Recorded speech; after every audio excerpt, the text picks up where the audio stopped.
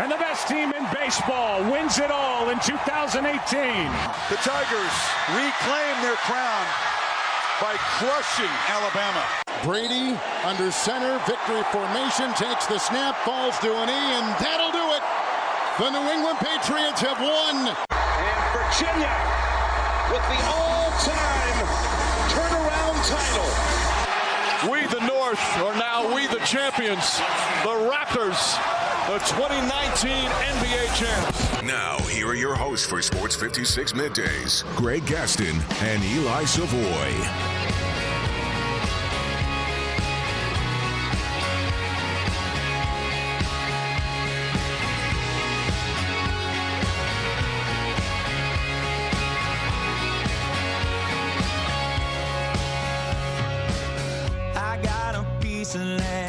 Out in the countryside, lay back and smell the sun, warm up the Georgia pie. Feels so good to be taking it easy. Why would I ever leave? 'Cause I know I got some good friends. Greetings. Good morning, everybody, and welcome into another edition of Sports 56 Middays, live from the Family Leisure Studios, where family and fun come together. Family Leisure, 2120 Whitten Road, just north of I-40. Greg Gaston, Eli Savoie, Austin Eldridge, a cast of thousands here. Sports 56 Middays delivered each and every day by our title and presenting sponsor, FedEx. Streamline your e-commerce business so you can focus on growing sales and strengthening customer relationships. Learn more at fedex.com/e-commerce. It's the Tuesday, August 20th, 2019 edition of Sports 56 Middays. Coming up on the program today at 10:25, Doug Barron will join us, winner of the Dick's Sporting Goods Open in his second event on the Champions Tour, a Monday qualifier. Doug Barron wins his first Champions Tour event, and right now the golf world is really focused on Doug Barron. He's getting congratulations from greats of all time in the golf world, and we feel so good for Doug and his family through the trials and tribulations, the perseverance. And Gary Player, the latest to tweet out, listen to this. Congratulations, Doug Barron Golf, on your Champions Tour victory. This is simply an incredible story of determination. It's a challenge to make it back after time off, but you are clearly a different breed. It's what dreams are made of. No doubt a life-changing win. My very best, GP. That's Gary Player tweeting that out to Doug Barron. We will talk to Doug at 10:25.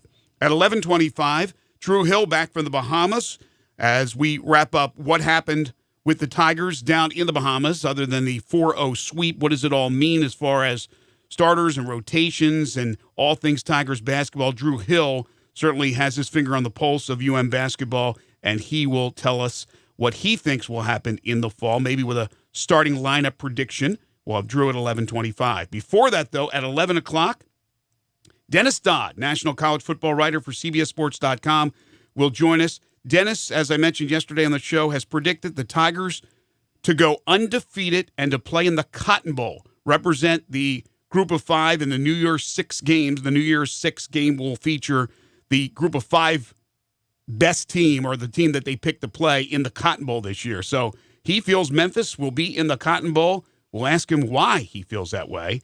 And then at 12 o'clock, Don Wade will join us as he does every Tuesday for the Daily Dish.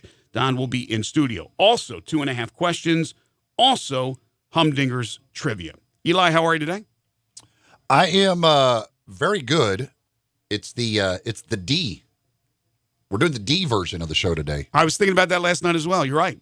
It's not that the show's not we're not talking like a letter grade. No, we're going to get an A. We're going to try and give you the A version of the show. Mm-hmm. But with Doug, Dennis, Drew, and Don all on the show, we are. Who was the character on? Was there a certain character on Sesame Street that would announce the letter of the day, or did they just kind of announce it at the beginning of the show? Count was doing the numbers. Yeah, there's always a letter of the day. They may have just said it at the beginning of the show. I'm not sure if there was an actual one of the characters who was in charge of the letter of the day. So the letter of the day is definitely D. And you can add one more into that fray. You have Doug Barron, who won the Dick's Sporting Goods. So we have Don, Drew, Doug, Dennis, and Dick. Dick's Sporting Goods. So there you go. D is the letter of the day. Unfortunately, And I am what? Dumb. Oh, gosh. Yeah. Okay. Unfortunately. I am delightful. No. You're wrong on both ends. I do want to get real serious for a second and just to want to certainly send out our thoughts and prayers to the entire Arkansas State family and certainly to head coach of the Red Wolves, Blake Anderson, who's been a friend of the show. He's been on a number of times. He's not only a terrific head coach, but he's a terrific human being. And yesterday it was announced by the school that Blake was taking a leave of absence to care for his wife, Wendy, who anybody who follows Arkansas State or really college football knows about her battle since 2017. Well, last night that battle came to an end right before midnight, and it was Blake who tweeted out to the world to tell everybody that Wendy's now in a better place, and she's met her maker, and the pain and the suffering from cancer is done. But we're all saddened by that news, and certainly want to send our deepest sympathies out there. Not sure how long. It doesn't matter. That's not the point. This is the most important thing. But Blake eventually will be back with Arkansas State. In the meantime, assistant head coach David Dugan, I'm not sure if it's Duggan or Dugan, he will serve as the interim head coach in his stead. Yeah, it's awful stuff. Just way too many of those stories because of cancer, which is just a disgusting thing. And tough times for Blake, and it's certainly send our thoughts to him, the entire Arkansas State family. It's difficult stuff to have to go through. We have a busy show, as I mentioned, as I rattled off all our guests, but there are a number of different subjects I want to touch on as well, and we'll get to a few of them here in segment number one. I did want to say this. We won't talk too much about it, but the Grizzlies have always been terrific in the community. They really have given back over the years, whether it's the organization itself or the players within the organization. And last night to see the pictures and the video of John Morant, who took a bunch of kids from the Boys and Girls Clubs on a shopping spree, that was pretty darn cool. Here's a young guy who gets it. He's getting his first taste of the NBA. He's going from a collegiate player to a professional and really growing up in a hurry. And here he is knowing what's important, and his family was there with him for this. So I thought that was certainly great last night to see that. Yeah, you can go down the list of guys and things they have done in this community, and the few years ago they won the, I can't remember what they called it, like organization of the year or whatever. Right. Yeah, I mean it's the regardless of anything that ever happens with the Grizzlies here. I know there's always will be people that think they're going to be leaving or whatever. Whatever ends up happening, the time they have spent here will always be well worth it for nothing. If you take away anything that happened on the court, with the amount of money invested in this community by that team and the players is something that is really just absolutely remarkable. I want to remind everybody that we certainly love to hear from you, especially when we have open segments like this one. First Bank text line at 67129. First Bank phone lines are open at 360-8255. Also, you can message us at Sports56 WHBQ on Facebook, Periscope, Instagram, YouTube, and Twitter. I'm the pretty one on Facebook if you're catching us on Facebook right now. All right, NFL. I tweeted this out this morning, and I wanted to comment on it now. We have, obviously, the Antonio Brown story, which took yet another turn yesterday. I thought it was probably done, but more news on that. And then there's the Zeke Elliott thing. So people around the country are making such a big deal over Jerry Jones' offhanded remark, Zeke who, when talking about the Cowboys and the performance of Tony Pollard in their preseason game against the Rams, and a very overzealous member of the media who was laughing an awful lot, which probably the laughing part rubbed the agent of Zeke Elliott the wrong way. But apparently, according to the agent, Zeke did not like that comment. They thought it was disrespectful. I tweeted out, I said, well, you want to talk disrespectful, how about you have a contract and you're not living up to it? You're holding out when you're under contract. So you better have a little bit thicker skin than that. That is an offhanded remark by it was not derogatory. It was funny. Does he really mean that in the back of his mind? Of course not. They know how valuable Zeke Elliott is. But this is Jerry Jones playing the game, and you're going to get bent out of shape over that? This is just another example of today's athletes and really today's young world, that any little thing bothers you. Nobody has thick skin. And to really believe that rattled Zeke Elliott, that's crazy. That's crazy. But again, I go back to what I tweeted out. If you think that's disrespectful for saying Zeke who, well, you know what's disrespectful? If you're an owner and you have guys under contract, guys not fulfilling the contracts. Even though I understand the plight of Ezekiel Elliott, I don't understand getting bent out of shape over something that's stupid. Well, Jerry laughed for about 15 seconds after he said it. Who cares? Laugh for the whole day. Who cares? No, it's a joke. It was like, right. I'm pretty sure Jerry Jones knows who Zeke Elliott is. Absolutely. He said right afterwards, he went on then and talked at length about how Tony Pollard can be a great compliment to Zeke Elliott. Right. And how they need both of them and all of that stuff. He went on to talk a lot about Zeke Elliott. But it's if anybody like really thinks like that was that bad, then I don't understand it. Yeah, and all that's important here is, did Zeke Elliott really get offended by it? You know, the agent saying one thing, saying he was offended and he was offended, who cares?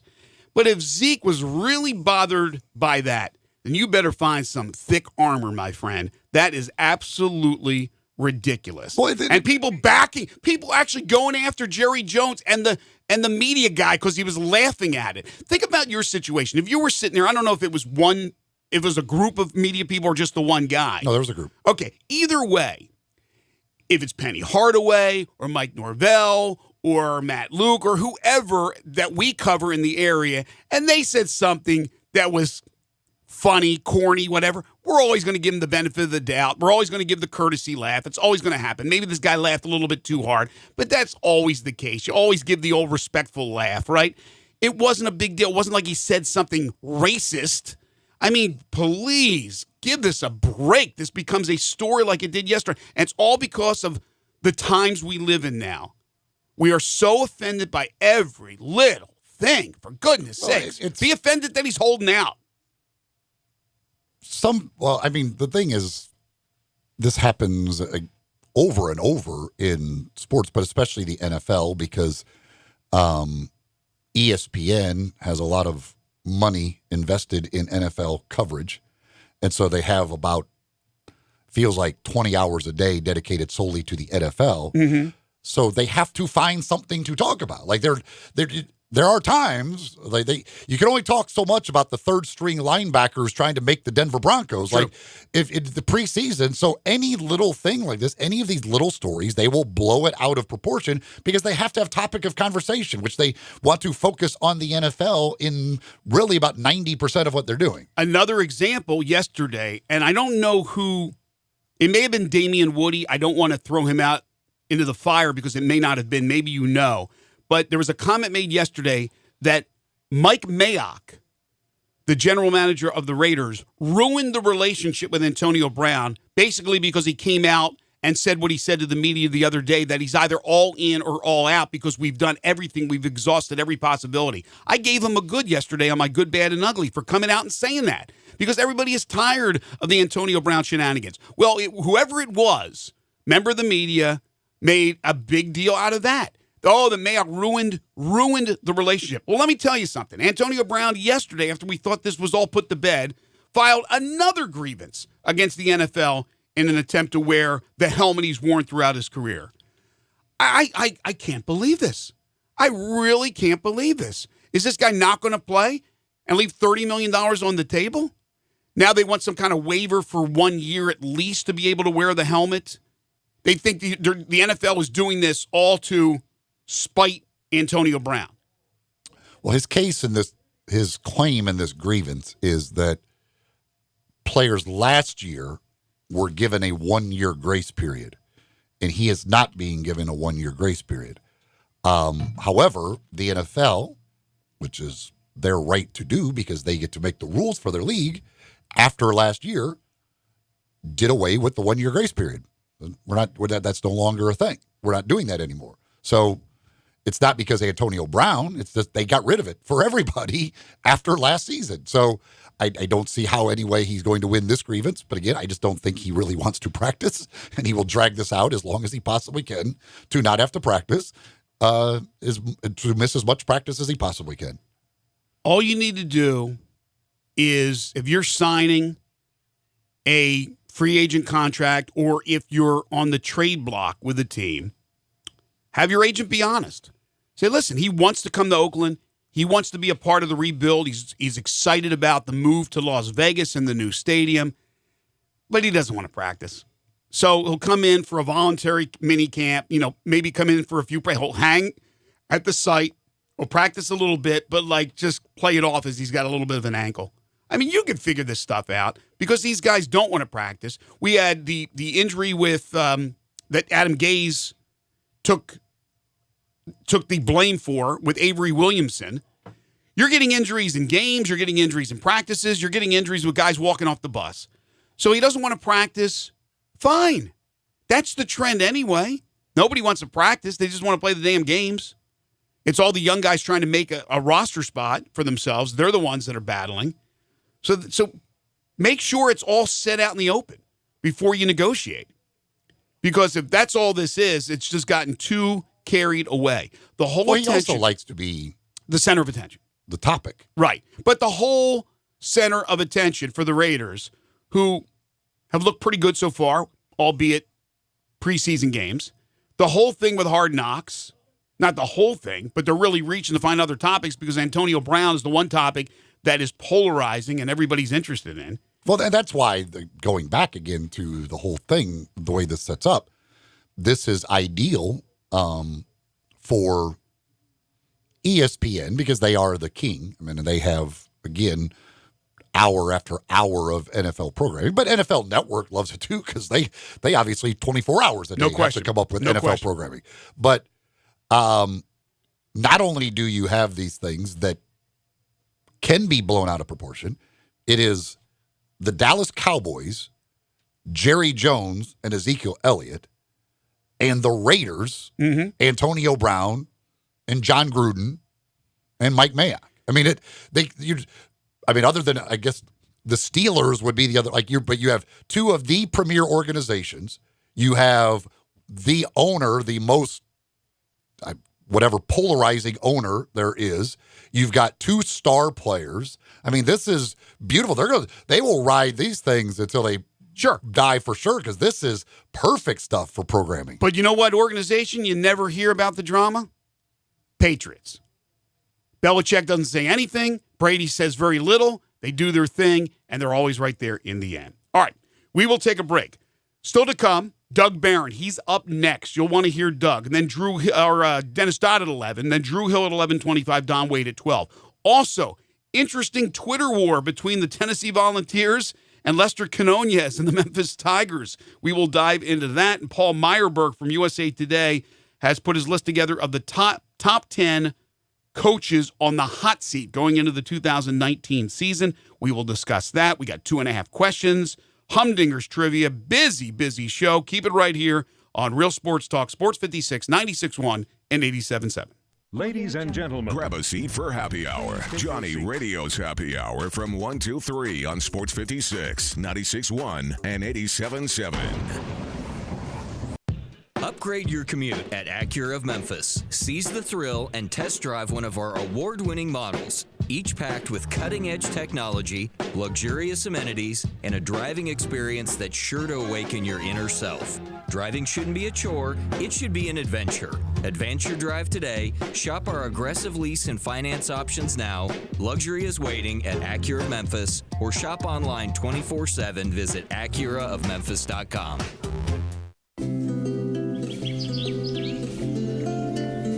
Summertime and the living is easy. No more cutting or paying utilities. Literally, you guys, Town Village Audubon Park, nestled in the heart of East Memphis, located corner of Park and Cherry, is a beautiful residential neighborhood. Looking for a great place to retire, but you still have a very active lifestyle? Then visit Town Village. Only requirements that you're 55 plus. Prices per month starting at $2,300. Gourmet Chef Joe welcomes you to visit our restaurant and bistro. Package includes 3 complimentary meals per day, maid service, free daily transportation, utility bills, monthly coffee club, theme, dinner parties, lots of fun. Visit us and call Daniel at Town Village Audubon Park at 901-374-7342. The living is easy. Town Village Audubon Park. Looking for great seafood? Head to the Half Shell, voted Memphis's favorite seafood 5 years in a row. Enjoy delicious seafood at the Half Shell for lunch and dinner, along with the Half Shell's extensive new wine list. Or relax at the bar, open daily until 3 a.m. For a great weekend, try Saturday and Sunday brunch at the Half Shell from 11 a.m. to 3 p.m. The Half Shell, always Memphis's favorite. Available for private parties, catering, and daily box lunch delivery. The Half Shell, serving full food menu till 2 a.m. daily. 2 locations on Mendenhall and on Winchester. Got something you want to get off your chest? You better have a backup plan. Want to join the conversation? Someone needs to tell him he has to grow up. Join us on the First Bank phone lines at 360-8255 or the First Bank text line at 67129. If you're the owner of a company and you're tired of a dirty office building, or maybe you're tired of dirty restrooms, or floors and carpets that are filthy, or windows that you can't even see through, I've got a solution. Let Trinity be your cleaning solution. Trinity Professional Services. They're putting professionalism back in cleaning.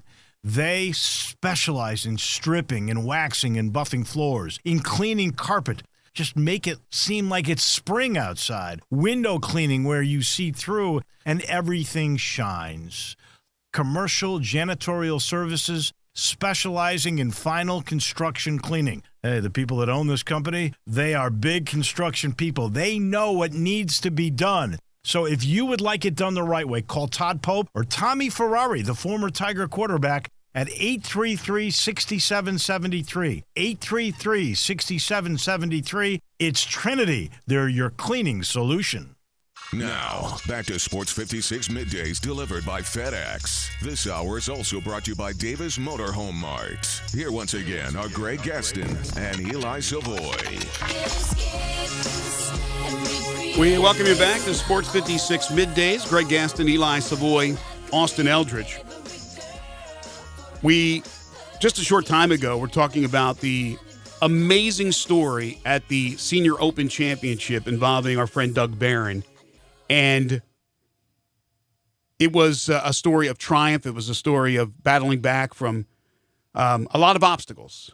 But it didn't end there, because this past weekend, as most of you know by now, Doug Barron qualifying on Monday of last week to play in the Dick's Sporting Goods Open went out and led wire to wire and won the title. He came back home to a hero's welcome, and now the accolades are coming in from everywhere. We just read you a tweet from the Black Knight, Gary Player. We are so pleased to be joined by Doug Barron, who you can follow on Twitter at Doug Barron Golf, the winner of the Champions Tour Dick's Sporting Goods Open. He joins us now on Sports 56 Middays. Doug, a big congratulations to you. Thank you for joining us. Thank you. That was awesome. I just saw that tweet by Mr. Player, but I saw him. He was teeing off in the Pro-Am on hole 18 at Lytham, and I was walking down one fairway, and I walked over and I always introduce myself, but he always remembers me. He's just an amazing man. You ought to see him hit a golf ball still. It's amazing. And we had a nice little conversation, but it was really sweet of him to do that. Pretty cool. I would imagine that you're getting texts and calls from everybody in the golf community for what you have accomplished. You know what? I have, but I actually did the texting this morning. I've had a busy morning. I got up after that big party. I didn't feel so good this morning, but I went to my 6:30 men's Bible study, and then I did the Golf Channel and a couple other Michael Breed show, and then went and got my car washed to Gala Darn champagne off of it. But I just got through texting my friends Scott McCarron and Scott Perrell, who I played with. They've both been dear friends for a long time, and they sent me the nicest text back, and I just sent Lanny Watkins a really nice text, and Billy Ray Brown, who's obviously the commentator walking around it. Billy almost took Tiger down one of those times at San Diego, but was just thanking them for, to play with two gentlemen like I did on Sunday made it life a little better. I mean, that's not saying I would have not played as well playing with anybody else, but Scott McCarron's first class in my book. And so, I mean, Scott Farrell is one of the best people I know. I've known him for years, and I had to he was kind of my inspiration to get out there. I'm not saying I was as good as him or anything, but he kind of had to do it the same way I did it. So it was pretty fun to play with him and see him doing so well. I'm his biggest fan. So. When you were on with us after the Open Championship, you said like you felt like you could win, like you could go out here and win on tour, and you did it quickly. What was the emotion like on Sunday, especially with the delay, and then when you're on that 18th tee box with like what were the emotions going through you? Well, I'll talk about 18 if you'll just let me backstory. We had to start that morning on the same 15th fairway. I had to finish 3.5 holes at 7 that morning, so I had to get up at 4:30 in the morning. And, my back was out all week. I threw my back out, which I haven't done in years. I'm actually getting ready to go to the doctor here in a minute. And so I finished up those 2 holes, or 3.5 holes, and played them 1 under, and I was thrilled to death to save the round. I was kind of leaking oil when we quit playing that day. And so I went back and got a 45-minute nap and packed my stuff up because I was driving to Syracuse that night anyway. So then came back and teed off, and then obviously the day went on and we had that long delay. But by the time I got to 18, I knew I'd closed the deal. I just needed, even if I hit it in the water, I could make bogey. That's why I was driving it so good. I told my caddy, I said, this is the Champions Tour. We're going to go win. We're going to play aggressive just like we've been all week. So, and that's what the announcer said. It was fun watching it on television as you're playing there.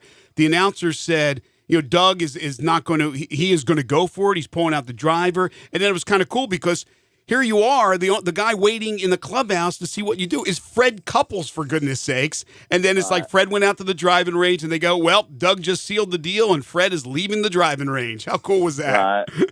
Right. Well, that was pretty cool. And backstory to that, my very first PGA Tour event, I played with Fred and Craig Stadler on Sunday at my very first at the Bob Hope Desert Classic 1997. So I've always been a huge Fred Couples fan. And, when you're playing against these guys now, the guys that I competed against when I was on tour, but you always have such a level of respect for someone, that's won the Masters or a Hall of Famer. Mm-hmm. Like, I look up and down that leaderboard and it was nothing but Hall of Famers. I'm like, I try to just put it in perspective. I maybe went under the radar because people don't know what I've been doing to get ready for this, on these mini tours and the stuff that I've gone through. And so I may have kind of just been able to sneak under the radar that 1 week. I don't think I'll get that hall pass next time, but those guys are amazing out there.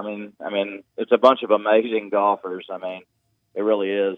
So how did you sleep Saturday night, by the way? Was there like, well, that was another good thing. I had to get up so early. I tried to go to bed at like 9, but I've been sleeping really good. I'm not going to lie. I didn't sleep very well. I probably woke up every hour on the hour. My back was out, so I was not feeling good anyway. So, and, I slept awful, I just tell you. But I actually got a really good 45-minute nap when I came back to the room. I just shut it down. I turned my phone off. I closed the thing. I set my alarm twice. I was so tired that I slept through the alarm. But, that 45-minute nap, I don't think I realized how important it was, especially since I've slept for about 3 hours in the last 2 days. So, it was huge, though. I felt really refreshed, honestly. So during the delay, you talked about you're kind of just in there, kind of yucking it up with the guys. But was there nerves? Like, what did you get nervous at any point during that? I'll be honest. I called my wife and I told her I would rather be in my position than in Fred's, no matter what the delay is. I said I've got a wedge in my hand. I just hit a perfect drive and on the hardest driving hole in the course, and I had a wedge in my hand there, and then I can almost drive 16. And then I knew I was going to hit a 5 or a 6 iron into 17, and I'd have a mid to short iron into 18. So I said I liked my chances of going out there and making birdies. It was sure nice to get that first bogey out of the way on 15. But what was so cool, we only have 3.5 holes left. I practiced a 120-yard wedge. I hit some high-cut drivers. Oh, yeah. And I hit some 5 and 6 irons because I wasn't sure what club I was going to hit on 17 yet. And then I just told myself I'd wing it on 18. I'll figure it out when I get there. So, no, I'm serious. I was like, cause I mean, if I had a one-shot lead, 18 can be a very difficult hole. But Right. a two-shot lead, 18 is a lot easier hole. Yeah. I mean, it was a demanding driving hole, but there wasn't like out of bounds in play, just a water hazard. And if you hit it in that water, you still have an open shot to the green. So, not the toughest finishing hole, but it is a good hole. So, Out of curiosity, now with the advancement of equipment, you are now 50, but driving the ball today compared to when you were first out there on tour, how close are they? well, I mean, it's not even close. My rookie year on tour, I always look back, I averaged 259 yards, and I was in the top 70 in driving distance in 2006. With a torn shoulder, I averaged 278 and was 160th.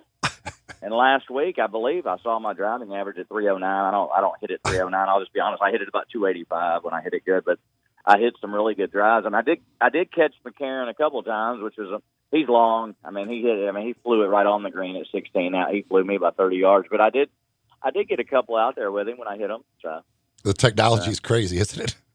yeah, it's nuts. So I mean, I have more speed than I do at 50 than I had at 36 though.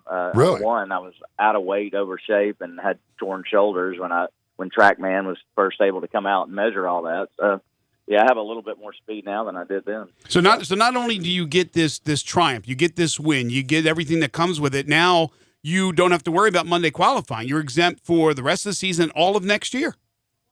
Isn't that crazy? That's just nuts, isn't it? Fantastic. I mean, Getting fifth in a major didn't do any of that for you, but now you at least got all that stuff. You know, I mean, I don't even think I could still fathom winning right now. I mean, obviously, I just will tell you guys, I think God had his hand on me the whole week. I'm not going to lie to you. Mm-hmm. You just don't do something like that. Well, no, it's an incredible story. It was amazing. So I can't. I'm still having a hard time believing it. I was very calm those last 3.5 holes. I couldn't have been more confident. I'm just going to be honest with you. I wish I could tell you I was about to throw up inside, but I really wasn't. Usually I would tell you I felt more nervous in the second round, to be quite honest with you. Wow. Really? See, that's, I mean, people, people don't know how you don't know how you're going to react in those situations, and you get there and you're kind of like, I can imagine it's almost like eerie. You're like, why am I so calm? Why is this? Why is it that something seems like it's wrong with me right now? Well, it was crazy because I got up on the first tee, and it's a very tight hole, and water's at about 310, and it's a short hole, and I got up and drove it about 50 yards off the green. And they both hit, and Scott hit a 3-wood in the right rough, and my friend Scott Farrell hit a hybrid in the left rough. And I was like, man, and everyone, and like Tom Lehman was playing the 12th or 13th hole, and he saw me in the airport, and he'd written me a nice text the other night anyways, but he goes, wow. Why did you hit that shot? I was driving it so good, I might as well just keep hitting it. So, anyways. Were you paying it? Like, how much did you pay attention during your round of what Couples was doing, or are you one of the guys that wants to know everything that's happening? Yeah, I think everybody. I don't really know anybody that doesn't watch a leaderboard. Let's see. I birdied 2. I stole one at number 2. I hit it in the rough and made a 50-footer. It was an incredible. I made 2 of the most incredible putts of my life, and one was on Saturday, that eagle, and then the putt on number 2, I turned bogey into birdie, and then I came around and made an unbelievable par putt at 4, and then I hit one on from 272 to about 10 feet for eagle on 5, and then I wanted to start seeing the leaderboard because I needed to go. Okay, I've got it down. I just want to see. I mean, I told my caddy earlier. I said someone's going to make a charge, and Miguel Jimenez was when I first looked up at the board on about hole 6, and I birdied 6 and got around. I guess the next time I saw a leaderboard was 9, and I kind of saw Freddie, running up the leaderboard. No panic. I got up on 10 and played another aggressive tee ball down to like 70 yards, and then play 10. Number 11 is one of the tougher holes on the course, and loved to have made birdie there. Almost made it, but it started at number 12. I saw where Freddie had posted 63, so I was one behind after being 4 under through 11. I'm like, good grief! I was like, I knew somebody was going to do this, so. Luckily, I was right there, greenside bunker, got it up and down. And then, so if I got through 13 and 14, I almost made the best birdie of my entire life on 13. I pulled it into the bunker and hit a 5-iron from about 195 into the wind to about 15 feet. They didn't show the shot out of the bunker, which was my shot of the week personally at that point.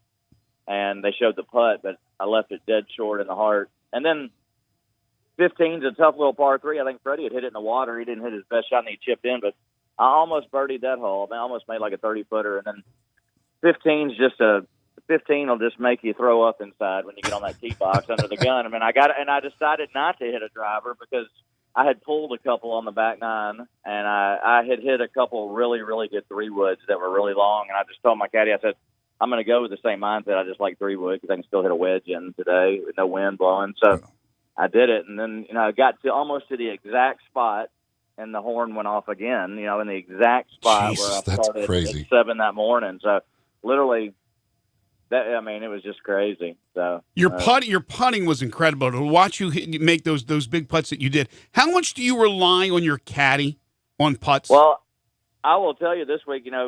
I've known Billy, my caddy. He's won with Scott Hoke, Paul Azinger, Stuart Sink. He's won with some really, really good players. But I usually don't rely on my caddy for anything for putting. But Billy had to look at the line for me. When it's overcast, I just don't see slope and very well. And Billy's been around that course as many times as I had. I played 8 BC Opens on that course, but I relied on him quite a bit on 17. I give him credit for the read. I was going to play it on the left side of the hole, and he told me everything that went left. I just literally in that lighting, I'm terrible with my eyes, and so I trusted him, and I hit it right where I was like crazy. And I guess I was ranked number 1 in putting last week, but I was like, I didn't even feel like I putted great because I missed a lot of 15-footers all week. But I did make some bombs. Obviously. You did. That was I guess I hit a lot of greens. So that was cool. So. You don't really think about it until it's over, but I guess I look back. I made a lot of really good putts. Go back and look at the numbers. You can't get higher than 1 as the best putter of the week. So that's right. The conversation, then the FaceTime with your wife afterwards. What was that like? Well, this wouldn't even be possible if it wasn't for my wife. She's an amazing lady. She's an amazing mom, amazing wife. But she's not only my biggest encourager, my partner, but man, she's the one that believes in me more than anybody. So it took a lot of guts for her to let me go try this again. Yeah. So, it's so important to have people like that in your corner, and you had many of them waiting for you yesterday when you arrived home. What was that like, Doug? Man. Well, I can't even believe what that was all about. That was nuts. I had zero clue because I had talked to like 10 of those people on the phone while I was driving home. And then I pulled up the street. I knew when I saw the fire engine coming down my street and all the cars lined up, I was like, oh, my God. I was wanting to go home and go to sleep. I'm not going to lie. I went to bed. I got up to Syracuse after a state trooper gave me his card and said, don't get pulled over, but if you do, this will get you out of jail. So I was so I hadn't eaten until I got to Nashville because I forgot to eat when I got to Syracuse. It was so late, and I had an RX bar with Tom Lehman sitting there in the morning at the airport, and I never really had time to eat. So I was starving, I was tired, and I wanted to go to bed. And then all of a sudden, it was another huge group of people, and oh my God, I was just couldn't. I'm just very humbled right now. That was an incredible experience. I've never experienced anything quite like what I came home to yesterday. Quite honestly, it was overwhelming, if you want to know the truth. I can only imagine, like, the drive from Nashville had to be, like, that tire just worn out, like, everything else, you just want to get home, like you said. And you said to drive from Nashville to Memphis. Yeah, that had to be a long drive. Well, I drove up to Nashville to fly out of there because, honestly, I didn't know when I was coming home, and the ticket was like I could only get a one-way ticket because I didn't know where I was going next or, what would happen. So, or if I was coming straight back home. And Memphis is so expensive to fly out of. But so I had driven up there, but, quite honestly, I'm a really fast driver, and when I'm real tired like that, I kind of went the speed limit yesterday, so it probably took me a little longer to get home.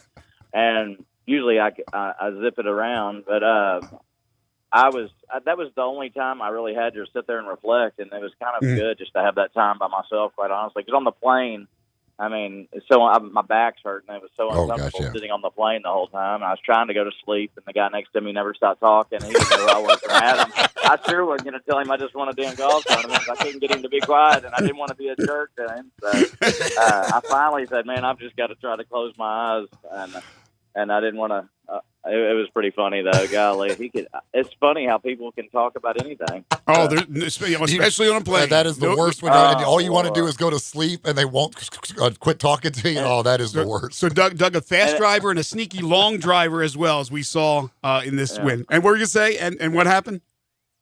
I forgot what I was going to I said on the net. I meant to say when I got on my first flight of one of my heroes, Bernhard Langer's in first class, and Lee Jansen, they're all in first class, and Doug Barron was going back to 21A. But they were going great play. They're all sitting in first class, and I'm going back to 21A. Well, it was great. That made me laugh. I was laughing my butt off. Did you bump them with your big check as you walked by? Oh, excuse me, that guys. was on the way up, right? Yeah. No, but my caddy's waiting for his big check to get wired to him here in just a minute. I'm heading to the bank when I leave you guys. Well, listen. So, what is next now? Yeah, what's the next tournament? I'm not playing this week, but I'm going to play next week in Calgary. Actually, I'm getting ready to go see my friend Alan Krause and have him check my back out, just because my back went out on me before the qualifier, and I'm just sore, so I'm just going to see what he thinks. You got your passport updated? Everything all right? I do. I got my passport updated so I could go to England. I don't know. That's another story. That's right. That's right. I forgot about that. Yeah.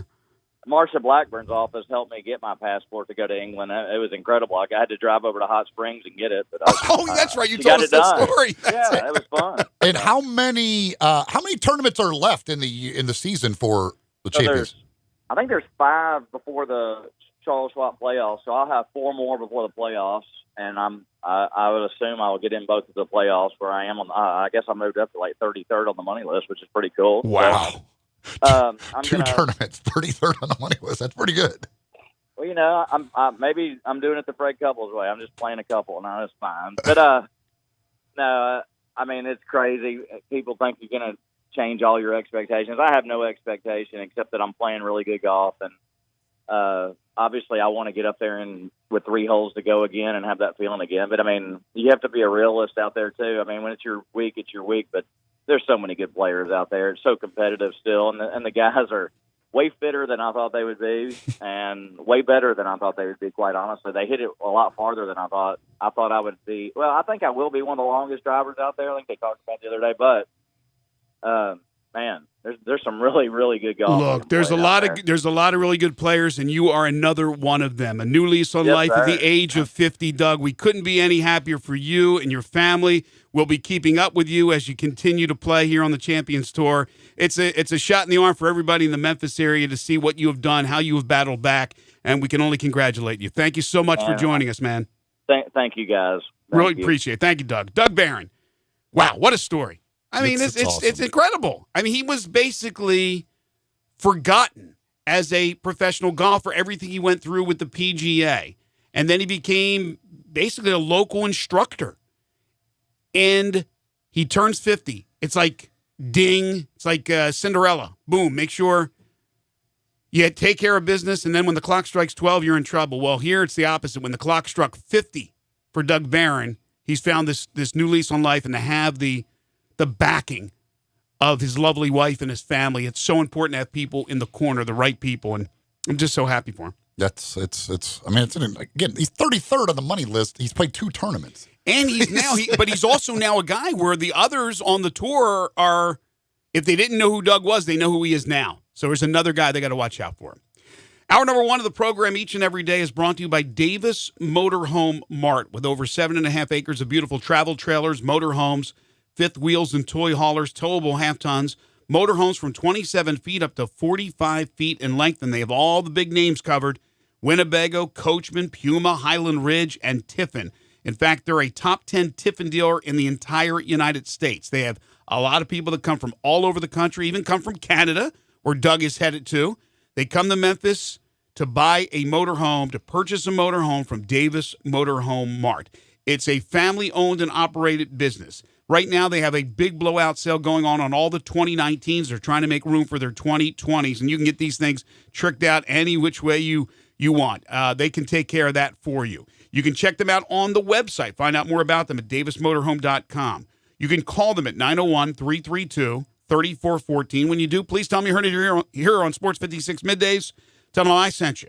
Or you can just show up there. 1145 East Brooks Road, as I mentioned, over 7.5 acres of these beautiful motorhomes 1145 East Brooks Road in Memphis. It's Davis Motorhome Mart, proud sponsor, hour number 1 of Sports 56 Middays. We'll take a break, come back with more Middays as we wrap up hour 1 right after this next timeout on Real Sports Talk, Sports 56, 96.1 and 87.7.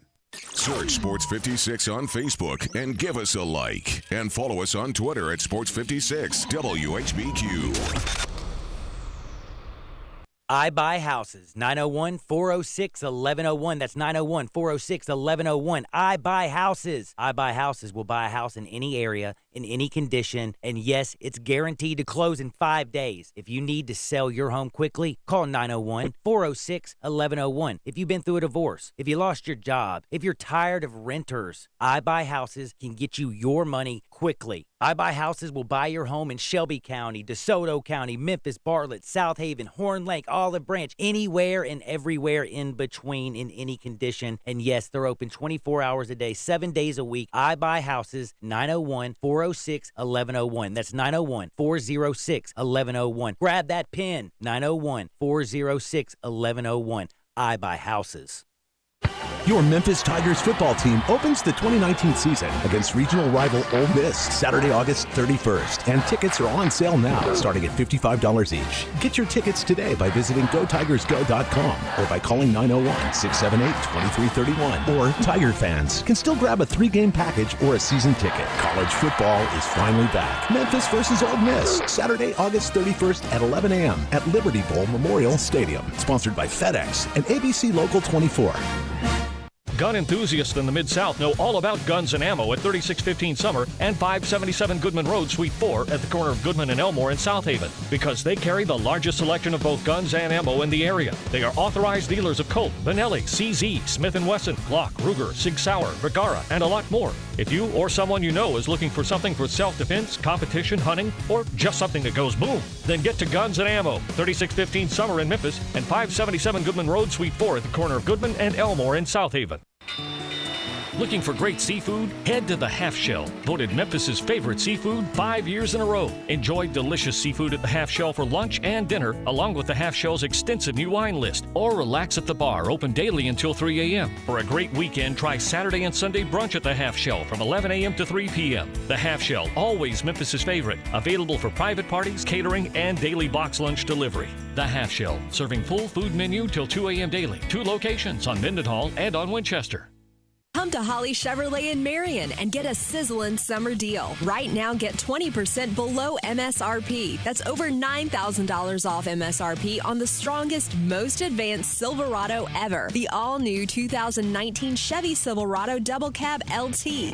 All 2018s must go. Get a 2018 Malibu for as low as $22,995. Stop by today and check out Holly's largest selection of new and pre-owned cars, trucks, and SUVs ready for you to enjoy. And at Holly Chevrolet, it's a no-pressure, no-hassle environment. As a matter of fact, there's no Badgers and never pay a dock fee. Find new roads at exit 14 off I-55 in Marion, just 15 minutes from downtown Memphis. HollyChevrolet.com. 2019 Chevy Silverado Double Cab LT. Stock number N3580. 2018 Chevy Malibu. Stock number 28155. All discounts, rebates, and incentives are included and applied. Plus qualified finance with GM Financial and have a 99 or newer GM product. Prices do not include tax, title, or registration. Take delivery by 8/31/19. See you for details. Now, back to Sports 56 Middays delivered by FedEx. This hour is also brought to you by Davis Motorhome Mart. Here once again are Greg Gaston and Eli Savoie. Big ups to Doug Barron for joining us. We got Humdinger's Trivia coming up in just a second, so stay tuned for that. And then we'll be joined by Dennis Dodd at 11 o'clock, who has picked the Tigers to go undefeated and play in the Cotton Bowl. Be the Group of 5 New Year's 6 representative. Got a little bone to pick with Dennis over that one. Yeah. Little confusing there, but again, it's one team from the Group of 5, which Memphis is a part of. You know, you can get into the autonomy and non-autonomy and all that stuff, but one team has to be a conference champion, and they will be in one of the New Year's 6 bowls, this year designated to be the Cotton Bowl. So we'll see. We'll talk to Dennis in a few moments about that. NBA news, according to Adrian Wojnarowski, the Lakers plan on working out individually a number of different centers to try to find some more help with their bigs since the loss of Boogie Cousins for the season. The names that have been mentioned before, Joakim Noah, the former Grizzly, and Dwight Howard, who happens to be a current Grizzly, although nobody expects him to be playing with the Grizzlies. Those are two that will work out according to the reports. Another one, another former Grizzly, Mo Spates. They are all expected in Los Angeles sometime this week to work out. And then according to the report, another consideration, currently a player playing overseas, but former NBA big man Marcin Gortat. So the Lakers want to check out. I didn't know he was still playing basketball. Overseas playing. But they want to check the physical condition of these players and the mindset, which is extremely important. You get a guy that comes in and doesn't understand that they're basically insurance. They're not part of the rotation, more than likely, and the young players are the players that they're going to go with along with the players that they acquired in LeBron James last year and then Anthony Davis this year, and that you're going to look at Kyle Kuzma and you're going to look at some of these other young, talented players. Now, they're not throwing in young players just to throw in young players. I'm saying the young, talented players like Kyle Kuzma that they have on the roster. Unfortunately, though, there is not a lot of youth because they had to trade those guys away to get Anthony Davis and some other deals that they made. So they actually do have a lot of veteran players playing auxiliary roles on the team. And one of these guys could be joining the Lakers here very, very soon. I believe also Jake Sakalidis and Hamed Haddadi going to get tryouts. How about Big Country? Bryant Reeves? I don't know. So Sheem Thabit maybe getting another shot? Sheem's trying to make his way back into the NBA. Perfect opportunity right there for the Lakers. I think that's a good opportunity. It is time for a Humdinger's Trivia. And today, I think today's questions, it's going to be pretty hard for folks. This one, if you want to try and look it up, may be a little tougher for you. Could take a little research. But it is our Humdinger's Trivia, give you an opportunity to win a $25 Humdinger's gift card. And, of course, you can head on over to Humdinger's at Poplar and Massey, where today it's Taco Tuesday. LeBron James, he's big on the Taco Tuesday. Well, it's Taco Tuesday over at Humdinger's. Chicken or fish tacos, $2 each. Of course, you could still choose any of the other many great items they have on the menu over there with all the different grilled fish options, salad options, chicken options, all kinds of different things for you to choose from. A lot of very healthy options for you to choose from at Humdinger's and very affordable as well. Again, they're at Poplar and Massey. You can see the entire menu. Check them out online at humdingersrestaurant.com. And again, we give a $25 gift card to Humdinger's to the first person who can answer our trivia question correctly. Here is today's question. There are two current NFL coaches who have coached at least, you've had to at least coach one season opening game.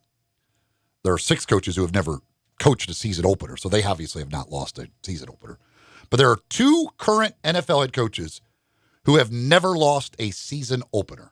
They're undefeated in season opening games. Name those 2 coaches. Again. You said NFL? Yes. The first time head coaches don't count. Yes, they've never lost a game. They've never won a game. So there are 2 that have actually won a season opener game without losing one. All right, you text this in now at 67129 and only one guess per person. Text in at 67129. Take a stab at this thing, and hopefully we get a winner sooner than later, although Eli believes it's going to be extremely hard. We shall see. It's a little tougher to look up. Not easy to just absolutely Google that one. So I'll give you this. Here's your first-time head coaches. So these guys are not qualified. Vic Fangio, Brian Flores, Cliff Kingsbury, Freddie Kitchens, Matt LaFleur, and Zach Taylor. They've never giving away hints. They've never coached a season opener. So do not include any of those guys. You've got the other 26 coaches to choose from. You need 2 names, 2 guys who have never lost a season opener. No, it's not a hint. He's just clarifying not to use a first-timer because they obviously have not lost a home opener or lost a season opener. All right, we'll take a break. When we come back, Dennis Dodd joins us next. This is Middays on Real Sports Talk, Sports 56, 96.1, and 87.7.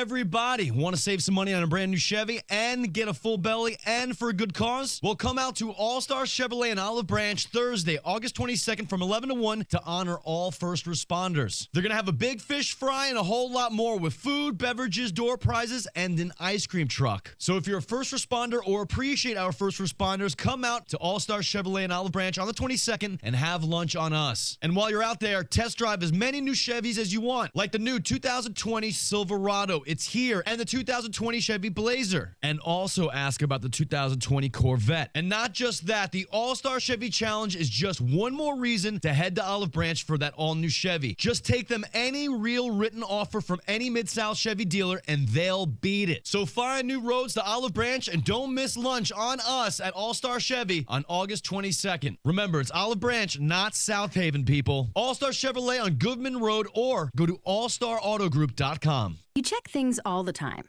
like your email every 10 seconds or your ex's Instagram. But what about checking something as important as your credit? Well, Discover makes it quick, easy, and best of all, free. Discover is now offering FICO credit scores to everyone for free, even if you're not a customer. And checking your score won't hurt your credit. We call it the Discover Credit Scorecard. And once you know your score, you should check to see if your current credit card is the best fit for you. Check your credit, compare your card. Go to discover.com/credit scorecard. Limitations apply. And now, the worst commercial ever. I'm just your average, everyday, hard-working plumber. But when it comes to my business, only the best. Like commercial auto and business insurance through Progressive. They help design a customized insurance solution that gets the job done right. Just like me. An actor trying to sound like a plumber. Excruciating. Whereas commercial auto and business insurance through Progressive is anything but. Visit progressivecommercial.com to quote today. Insurance provided and serviced by Progressive Casualty Insurance Company. It's affiliated and third-party insurers. Are you looking for a high-quality, family-oriented country club experience? Then look no further than Windike Country Club. As a member, you have access to the men's and ladies and junior golf programs, the best par 3 in the Southeast, and 2 18-hole golf courses that you're going to absolutely love. Windike is also a great place for weddings and wedding receptions. Keep it in mind. For more details on how to become a member, call them today at 754-1888 or email membership@windike.com. It's all about the fun, isn't it? Oh my gosh, absolutely. Looking for great seafood? Head to the Half Shell, voted Memphis's favorite seafood 5 years in a row. Enjoy delicious seafood at the Half Shell for lunch and dinner, along with the Half Shell's extensive new wine list. Or relax at the bar, open daily until 3 a.m. For a great weekend, try Saturday and Sunday brunch at the Half Shell from 11 a.m. to 3 p.m. The Half Shell, always Memphis's favorite. Available for private parties, catering, and daily box lunch delivery. The Half Shell, serving full food menu till 2 a.m. daily. 2 locations on Mendenhall and on Winchester.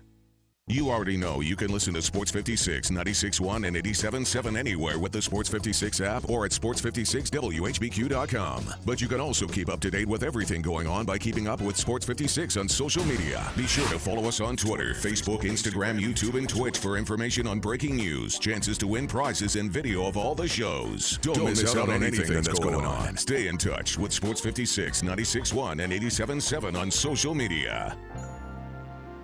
We are Sports 56, WHBQ Memphis, WIVG-FM Tunica Memphis, and WPG-FLP Memphis, Flynn Broadcasting Stations.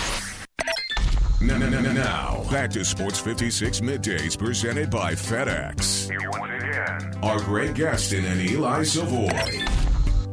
We're caught in a trap. We welcome you back to Sports 56 Middays. 11 o'clock is the time. Hour number 2 of the program. Greg Gaston, Eli Savoie, Austin Eldridge from the Family Leisure Studios, where family and fun come together. Family Leisure, 2120 Whitten Road, just north of I-40. And Sports 56 Middays is delivered each and every day by our title and presenting sponsor, FedEx. Visit FedEx.com/e-commerce to see how to turn browsers into buyers. Learn how FedEx can help you take your business to the next level. He is the national college football writer for CBSSports.com. You can follow him on Twitter at Dennis Dodd CBS. Dennis Dodd joining us now on Sports 56 Middays. Hey, Dennis. Good morning. How are you?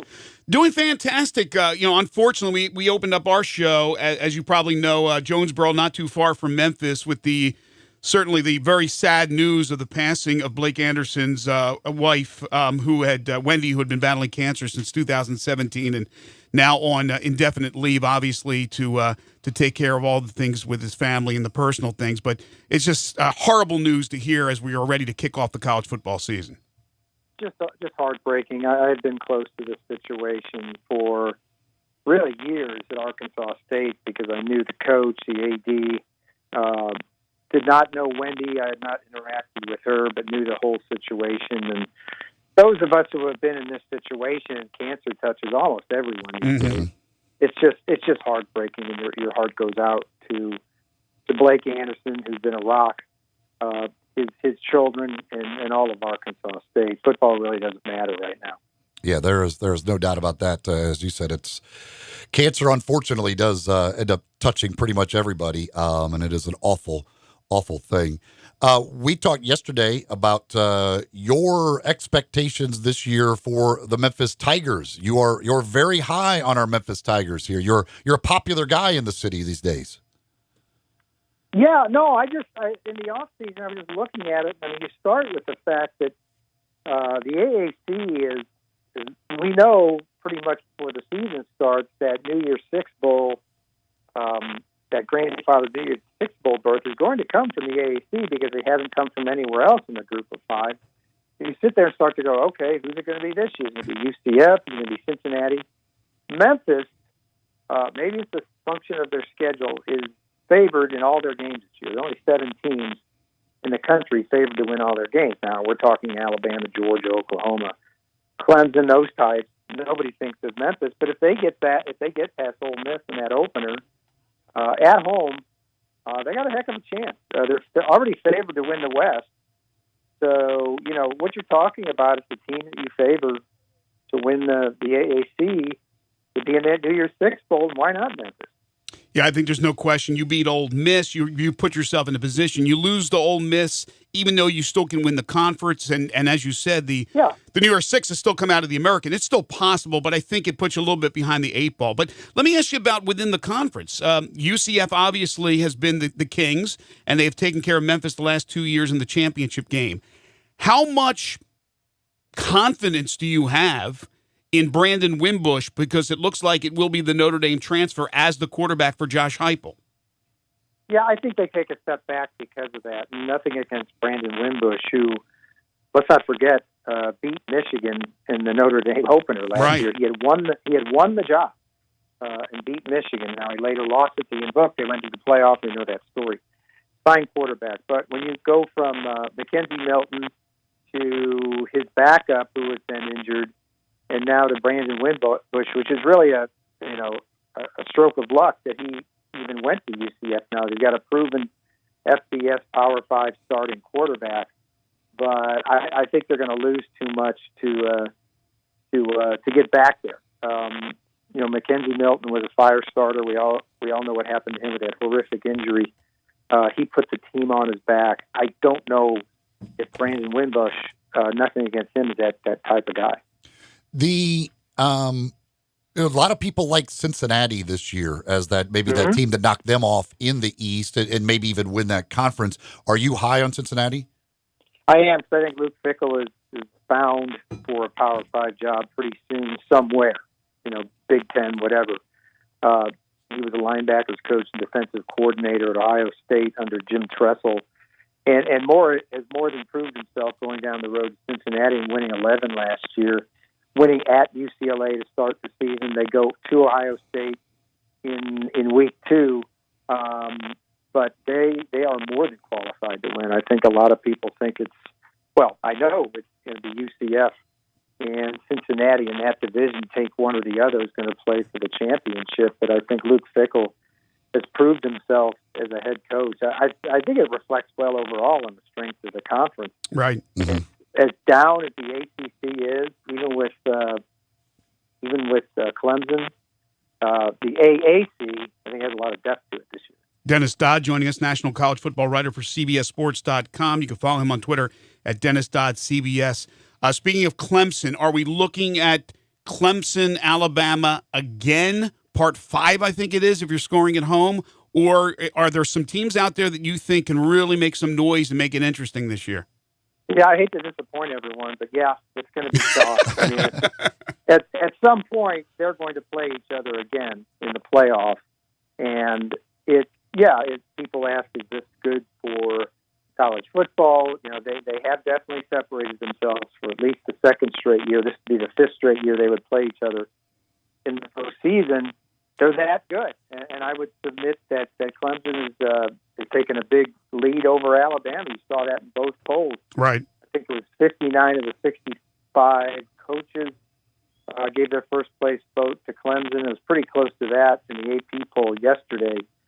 So Clemson's the team to beat. And I'm not saying they can't be beat. I'm just saying those two teams, even when you get to Alabama, they're favored to win. You know, they would probably have to beat Georgia again to get to the playoffs. So it becomes, okay, is it Alabama Clemson 5, or is it Alabama Georgia 3? So I think there's about, to sum this up, there's about 6 teams that can really get to the playoff. It's not an open club this year. Do you believe definitely Georgia is the biggest threat to those two?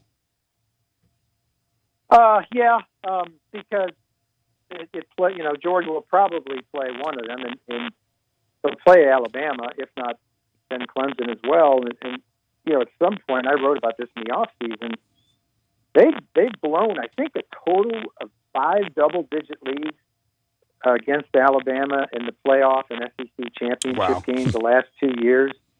At some point, you got to wonder, boy, are they ever going to get it done? Now, Georgia still seems like a program on the rise. That, if nothing else, Kirby Smart has longevity, in his favor against Nick Saban. So does Dabo Swinney. He's got 18 years on him. But, these things aren't grandfathered. I said this a couple of years ago when Oklahoma blew that 17-point lead to Georgia in the playoff. It was like, darn it, tough loss. But nothing's guaranteed. You may go 5-10 years, or maybe never get back there. It doesn't seem like it. It's a very close club, as I said. But sooner or later, Georgia's got to get through, don't you think? No, there's no question about it. They got Notre Dame at home this year. Yeah. If they get through that gauntlet and go undefeated, they got the opportunity again to go up and beat Alabama. So I'm with you. I think there's certainly a team to be reckoned with, and I also agree that there's a very limited amount of teams. Now, one of those teams that's always in the mix is Ohio State. This year, it seems like a lot of people are jumping on Michigan's bandwagon. I'm not about to do that until he proves it to me. I don't know why people would say, oh, yeah, this is the year Harbaugh wins. I know there's Justin Fields, a young quarterback who came from Georgia, and I know Ryan Day is now the permanent head coach. But are you one, Dennis, that believes this is Michigan's year to beat them?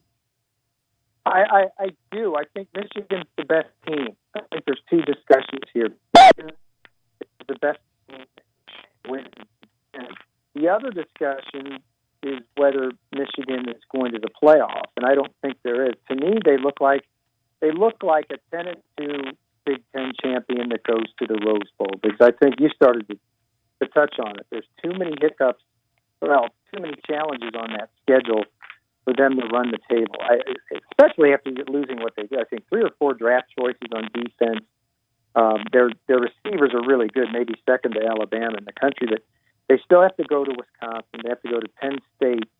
They still have to play Ohio State and Notre Dame. Yeah, at home, but those are significant challenges. And to the point that if you don't beat Ohio State this year, Jim Harbaugh, when are you going to beat them? Rookie head coach at Ohio State, first-time starting quarterback at Ohio State.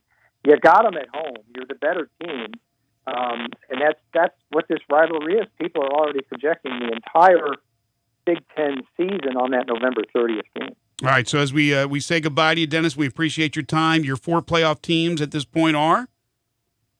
Clemson, Alabama, Georgia, and Oklahoma in some order. There we go. No surprise. A lot of variety from years past. Yeah, right. He is Dennis Dodd, national college football writer for CBSSports.com. You can follow him on Twitter at Dennis Dodd CBS. Dennis, always a pleasure. Thanks so much for your time. Thank you. Bye. Tip.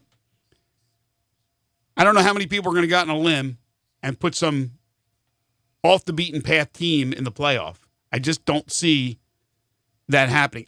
Unless the Pac-12, and I wouldn't consider it an off-the-beaten-path team, But if one of those teams can run the table and make a lot of noise, then maybe, just maybe, you would think a Power 5 conference with an undefeated team has a great chance, unless they all go undefeated and Notre Dame goes undefeated, and then you would have, of course, you'd have arguments till we're blue in the face. But can Oregon, can Washington, Utah, Washington State, Stanford, can any of them run the table? I don't think so. I think there's a lot of cannibalism going on in that, especially in that conference.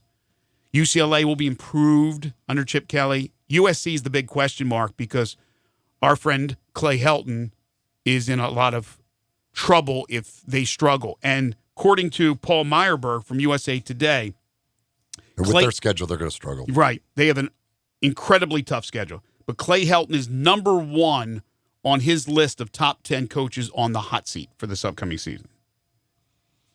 I mean, if you look at their schedule, like it's not he theoretically may not make the midway point of the season if it gets off to a bad start. And it could. They've got Fresno State, which is not a gimme. Not a gimme at all. Then Stanford at BYU, Utah at Washington, at Notre Dame. Wow. So, I mean, in those 6, it wouldn't be out of the question to go 1-5. 2-4 certainly is there. And at either one of those, especially if they were to get blown out at Notre Dame or blown out at Washington, I mean, you could see that be the end of it right there on the spot. He has some obvious names on his list for the hot seat. Bob Davie is a name the last couple of years that's been on the hot seat. He has 2 coaches from the SEC, and I would imagine you can guess those 2. Derek Mason? No. Well, Gus Malzahn. Malzahn and Matt Luke? There you go. Gus Malzahn, number 5, Matt Luke, number 6. Let's discuss. I really don't see how Matt Luke can be on the hot seat. I mean, I don't. Oh, yes, I mean, he can. I get it, but I don't get it at the same time because they were under the stipulations. They couldn't have all the scholarships. They couldn't go to a bowl. I mean, like he hasn't had a chance to really do anything yet. See, that's an interesting debate. I was, as I told you yesterday, Sunday night, I got to speak to the men's club over at the St. Louis Church, and afterwards, I had a gentleman come up to me who was a Tigers fan.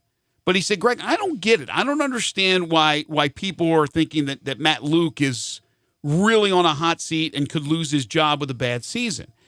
And he talked about the things that Austin just brought up. And he also said his character is unbelievable. He is an Ole Miss guy through and through. And that's all great. Mm-hmm. But you know the bottom line. The bottom line is more wins than losses, a lot more wins than losses. Here's the other thing. Rich Rodriguez, Mike McIntyre, 2 proven head coaches who have both been former coaches of the year in their respective conferences. It's a lot easier because those guys are sitting there to go, if it's really, really bad, we're going to make a change and make one of these guys the interim with a chance to become the permanent next year. So you have those guys, but I salute Matt Luke for giving the thumbs up to administration to go out and get those type of coaches for coordinators. So with that said, I understand what this gentleman was talking to me about because he is good people, Matt Luke. And he's also not a bad coach at all. And he hasn't been given a lot of the tools that other teams have because of the restrictions. But we live in a society where we need instant gratification.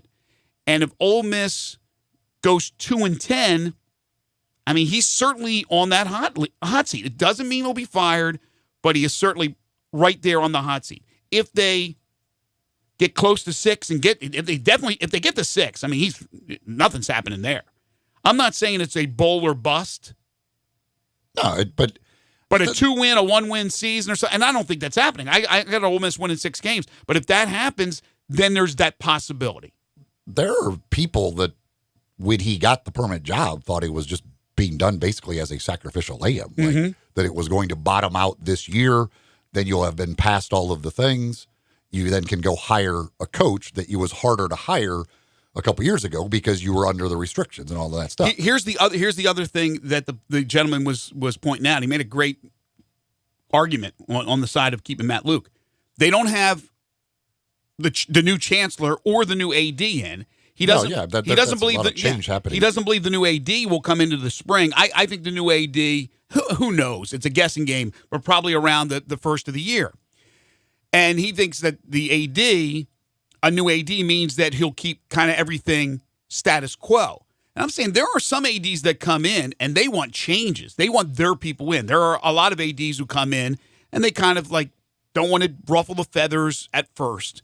So who knows? That all depends on what type of AD you get. But I guess the point was, if he's not hired to the spring, who's making a change? Is interim AD Keith Carter making a change if the team goes 1-11, 2-10? Is he making that move, or are they waiting to the AD? So I don't know. Again, I don't think they're going to be. I think they're going to be improved, and I don't think it will come to where he's fired. But I could see why the argument is that he's on the hot seat. There's a couple of things I think that play into it. Matt Luke, I don't think he was going to be the permanent head coach anyway. I don't even know that I would want him to be the permanent head coach. I think they hired him for $12 million for 4 years for a reason, because that's a very low payout if they fire him. Can I ask you why you wouldn't want him to be the permanent head coach? Well, I'm just saying, from what if he doesn't win more than 6 games a year after restrictions, then you have to start saying, okay, he's just not going to get him over the hump. You have to be able to get a coach who's going to come in there and start winning 8-9 games in the SEC. But for what the situation they were in, I think Matt Luke was a great, and he may have changed my mind. He hasn't had a chance to yet, which is why I don't think I would put him on the hot seat. He hasn't had anything to work with thus far, and he was working with 2 of the worst coordinators in the SEC until this year as well. But for Matt Luke, he's got a chance to improve the team this year, and I think at that point they're not going to make a change until the new chancellor gets there anyway. Keith Carter's not going to make a change on his own until he gets a new chancellor in there, and they may keep Keith Carter as the AD, for all I know. I don't know that for sure. But until there's a new chancellor, they're not going to change the head coach. Keith Carter's not going to do that on an interim basis. And Matt Luke has a chance to show what he's made of this year, and we'll see what happens. What do you think? Well, first of all, I would disagree on his head. He just put 3 receivers in the NFL, at a quarter. They had stuff. They had talent on that team last year. They had 0 defense. Absolutely no defense. It was the worst, or one of the top or bottom 5 in the country. You can't get an argument from me on that one. Okay, but go back and look what the offense did in the games. Their offense with all the talent wasn't very good. No, I agree with you. Blame the coordinator, but they also had a coordinator that knew 5 plays. Okay, he had 5 plays in his playbook. But does Matt Luke not take responsibility for the coordinator? I'm not saying he shouldn't take responsibility for that. I'm not saying that the blame is not on Matt Luke. I'm just saying Matt Luke had 13 guys on a scholarship. You can't win in the SEC like that. I'm just saying they had NFL talent. 13 guys? I'm just throwing out a low number. They were very restricted. They couldn't have hardly any scholarships. They had NFL talent, and to me on the offense side, and again the offense was not good, and you can blame the coordinator, but that's his coordinator. They had NFL talent at the receiver position. I 100% agree with you on that. Jordan Ta'amu is on an NFL roster right now, at least for the moment. So he's a good quarterback. They had 0 running game. They had a 1,000-yard rusher. Yeah, but he can't do it by himself. All I'm saying is the receivers, once the defense for the other teams figure out that all you can do is throw the ball to A.J. Brown and DK Metcalf, all they're going to do is stop those guys. There are different degrees of expectations, obviously, for Ole Miss as opposed to the other guy on this hot list from the SEC, Gus Malzahn. Auburn has different. Yeah, Auburn is expected to win 10 games a year. They're expected to win, and they're expected to be in the battle to get into the playoff and win a national championship. And that's why Gus, for the last couple of years, has been on the hot seat. Here's the difference, though. When Gus was successful as the offensive coordinator, they won a national championship, and then they came back, and they had another incredible year where he was calling the plays, and then all of a sudden he wasn't calling the plays anymore. Now Gus is back to calling the plays. If the quarterback situation can be rectified between Gatewood and Nix, and they find one guy who's really a standout, they are solid everywhere else. And at least they have an excellent defense, like one of the best in the country. They have maybe the best defensive line in the country, so they will certainly be an obstacle, let's say, for Alabama and LSU. I'm not saying they'd be good enough to beat them, but at least they'd be in the conversation. Now, if Matt Luke wins 3 games this year, like you were talking about, then I think Keith Carter may have to make a move, because you can't have that. You can't have that. Ole Miss has to get past that point. But again, all down to expectations. What are the expectations for Ole Miss in 2019? What are the expectations for Auburn? We do not have a correct answer yet on the trivia question. I want to make 2 clarifications. One, the guy has to be a current head coach in the NFL. And two, it doesn't mean they haven't lost. Doesn't just mean they haven't lost a season opener in their current job. If they were previously a head coach at another place and lost a season opener, it's their overall record in season openers. Everybody knows we've nailed one of the guys, but the other guy is the still out there. Again, two current NFL coaches that have never lost a season opener. There are two of them. I need those two guys at 6'7", 129. And again, if they've never coached a season opener, they are not eligible. So the first year head coaches do not count. But two guys who have a perfect record in season opening games, texted 67129 for a $25 gift card to Humdingers. All right, we need to take a break. When we come back, fresh from the Bahamas, although probably still tired, Drew Hill did an incredible job down there for the Daily Memphian. He will join us in studio as we'll talk about the Tigers, what it all means, how important was it in reality, and what we can expect once fall camp opens up and the season just a few months away. That's coming up next as we continue on Middays right here on Real Sports Talk, Sports 56, 96.1 and 87.7. The Peter Edmiston Experience with C.J. Hurt. Weekday mornings from 7 to 10. Only on Sports 56, 96.1 and 87.7. You know, summer's going to be over before you know it. Thank God. Come on, before you know it, the kids will be focused on school. You don't know my kids. Not from lack of trying. And you'll think I should have taken more time to take the family to Central Barbecue. Exactly. Or you'll think I should have gotten Central Barbecue takeout more often and spent the evening playing board games with the kids. Wow, you really don't have kids. Plus, even though Central Barbecue is perfect food for the fall, there's something about Central Barbecue that's really special during the summer. And there's a location on summer. Honest, I have plenty of Central Barbecue. You can never have too much Central Barbecue. It's just hard to make sure I won't run into you. Yeah, well, what's that? You'll see the dedication in every single step. You'll see it in the smiles when smiles are hard to get. You'll see it in the little things that add up to success.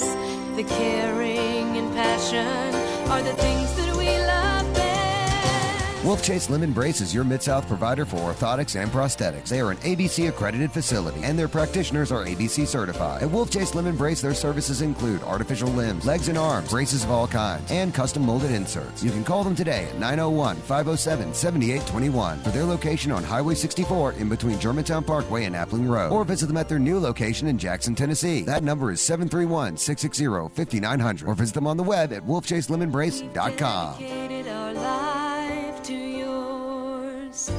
Wolf Chase Limb and Brace. Nestled in the heart of East Memphis, located corner of Park and Cherry, is a beautiful residential neighborhood. I'm here at Town Village Audubon Park interviewing a new resident, Carolyn. Share with us why you chose Town Village. Well, if your parents or special friends need to make that big move, let me share with you my experience. It was tough for me to leave home, but then I discovered Town Village. I would like to highly recommend Town Village to you and your loved ones. After looking at all the amenities and meeting all the people and staff, I was hooked. From restaurant, bistro, 3 meals per day, housekeeping, transportation, security, health care, physical therapy, exercise room, and even a heated pool and spa. Come see us and make your new home at Town Village. Visit us and call Daniel at Town Village Audubon Park at 901-374-7342. There's no place like home, Town Village. Duncan Williams Investment Bankers presents Toby Keith at Live at the Garden Saturday, August 31st at the beautiful Memphis Botanic Garden. How do you like me now? One night, Toby Keith, all the hits. That was 1,452 beers ago. With opening act High Valley. Tickets on sale now at Ticketmaster.com. For more information, visit liveatthegarden.com. Doors open at 6:30. Show starts at 8:30. Also presented by FedEx, True Green, Infinity of Memphis, Regions Bank, Radiance, Pro Show, Mahaffey Tent, and PDR. That's Toby Keith at Live at the Garden Saturday, August 31st at the Botanic Garden. When's the last time you went to a fish fry? When's the last time you went to a fish fry and it was free? Here's your chance this Thursday beginning at 11 at All-Star Chevrolet in Olive Branch. Not only will there be free lunch, but you can see and test drive the new 2020 cars and trucks. And did I mention there'll be lots of food, beverages, an ice cream truck, and door prizes. Plus, Greg and I will be broadcasting live beginning at 10. The good folks at All-Star are putting on this to honor our first responders. So come out this Thursday with Sports 56 at All-Star Chevrolet in Olive Branch. Now, back to Sports 56 Middays presented by FedEx. You want to are Greg Gaston and Eli Savoie. We don't need no education.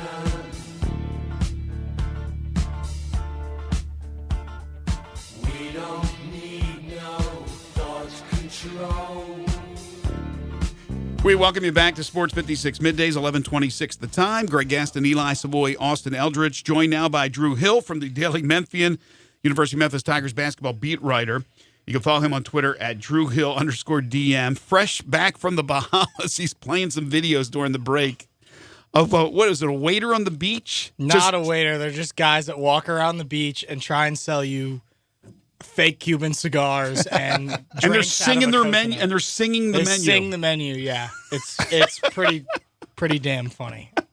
We were talking about which was talked about on Twitter by a lot of you guys down there. Like the prices of stuff is just it's insane. It's totally bizarre. Like it's crazy. I was just telling you, like, I took a bus into the city, $1.25. Because if you want to drink a beer, like when the game would end, we'd go to the beach for a little bit, or like during the day, like in the mid-morning, like 10 to 3 o'clock was like the times we had.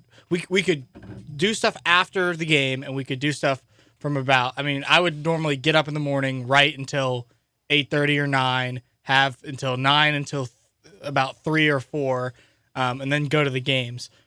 So on Friday, we wanted to go to the beach because it was our day off. We're like, all right, let's go to the beach. Let's drink some Coronas on the beach and just hang out. It was me, CA reporter Jason Munns, the photographer Joe, and Mark Weber, the photographer with the Daily Memphian, a few of us.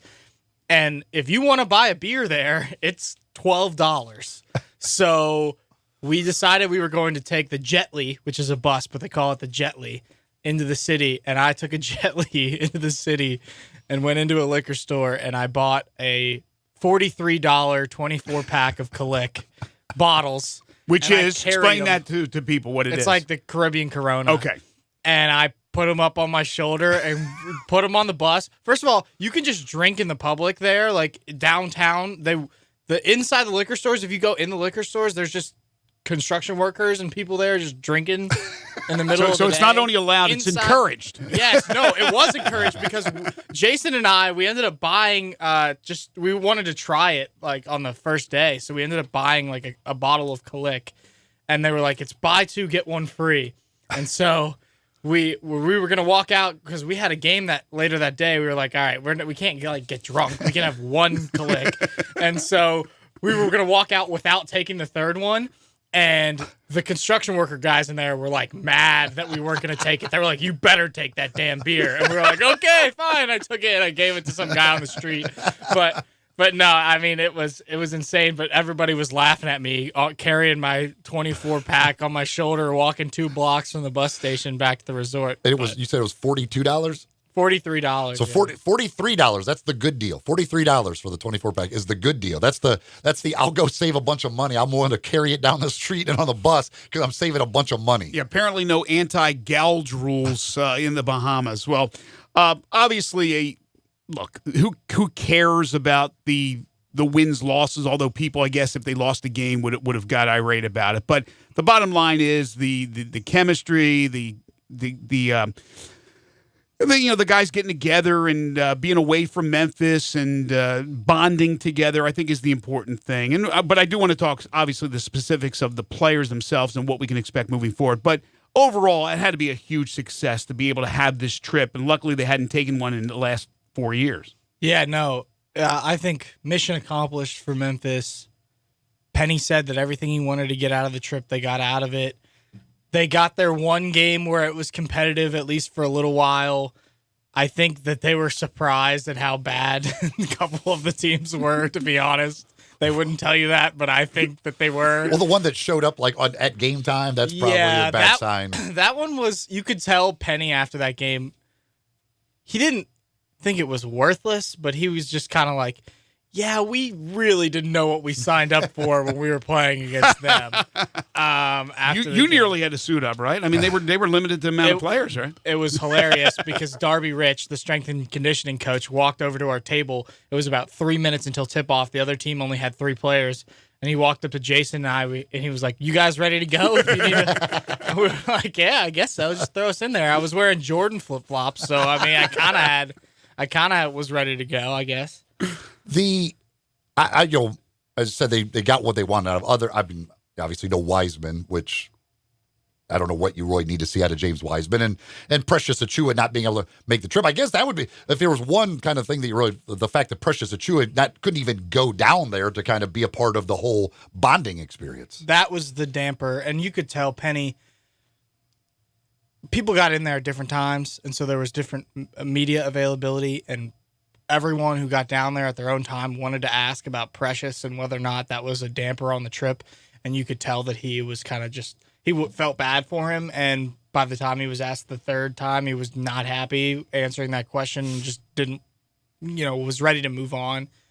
And you know what, that whole situation is just terrible. It just sucks that he couldn't go, and I think that they really wanted to have him down there. Whether he would play or not, it would have been nice to have him down there bonding with his teammates, but what was the issue? Was it as simple he doesn't have a visa? He just doesn't have it, and everybody else had their passports, and he didn't? No, it's my understanding that it was the concern was not that he wouldn't be able to get into the Bahamas. The concern was that he wouldn't be able to come back into the United States if he went to the Bahamas. Wow. And so they were like, okay, let's just play it safe. Yeah. Precious, again, just like James, doesn't need that experience.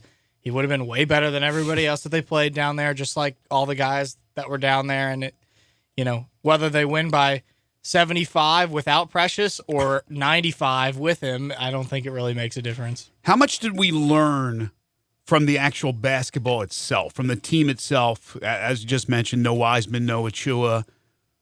I think we learned a little bit about the individuals. I think that's the biggest takeaway. Not necessarily what the team is going to look like, what the lineups are going to look like, because, again, they're not full strength, and even the strategy that they used, per se, is going to change. They didn't press a lot. I think when they have James Wiseman in the back, they're going to press a lot. They didn't press a lot. They also were up by 50 points in all these games and using everybody, so I think that so much is going to change. I think the most that we can make of this trip is just the way that each individual guy looked and try and draw some conclusions, although it's early, on what they are as a player. It seems like from, I guess, maybe from the fans' perspective, the one that kind of maybe stood out or surprised people, I guess, because he is kind of the forgotten guy of the recruiting class, is Damian Ball. So, people forget about him, or think he's kind of just the other guy, and then he goes out there and shows, with his size, with his athleticism, true point guard, he can play. No, I think Damian, after this weekend, looks absolutely like a starter, and I'll be shocked if he's not the starting point guard, because he was that good. And Penny compared him to a Rajon Rondo / Gary Payton type, which is a huge comparison. But he does. He plays possessed. He plays on fire all the time with so much passion, and he's not afraid. He's the guy that's out there yelling, "Give up the ball" at his teammates, and in your face on defense, and doesn't even give you an inch. We were laughing because when the other team's inbounding in the backcourt, most of the time and this is not even when the team is pressing, when the rest of his team is on the other end of the floor, most of the time when a guy's inbounding in the backcourt, they'll just let him inbound the ball, and they'll play defense on him. Damian doesn't even give you that. Damian is in your face the entire time. And I had a great quote given to me this morning because I texted one of his old coaches and I said, "You guys have been saying he's good, but we didn't know he was that good."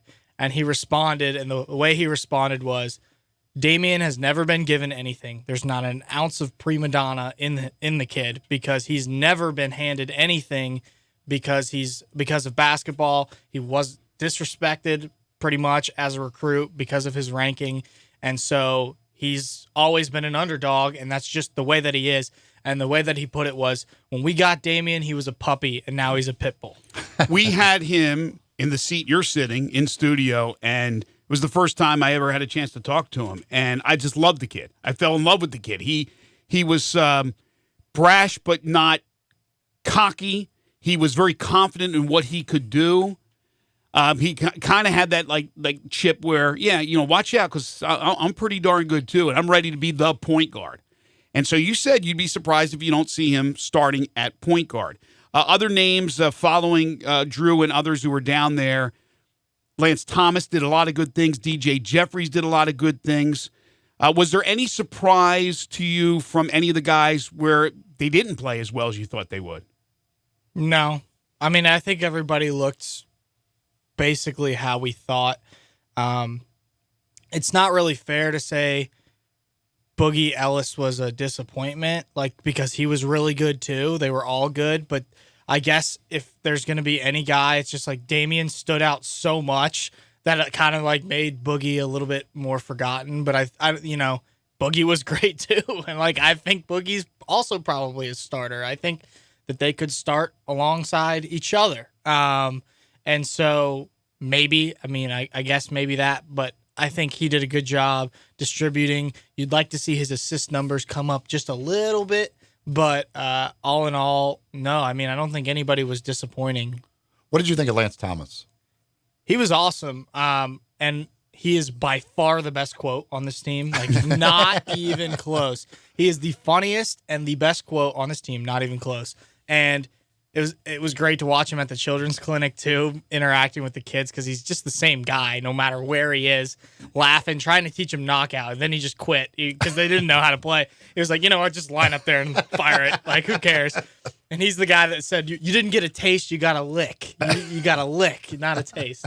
And so he is, he was really active on defense.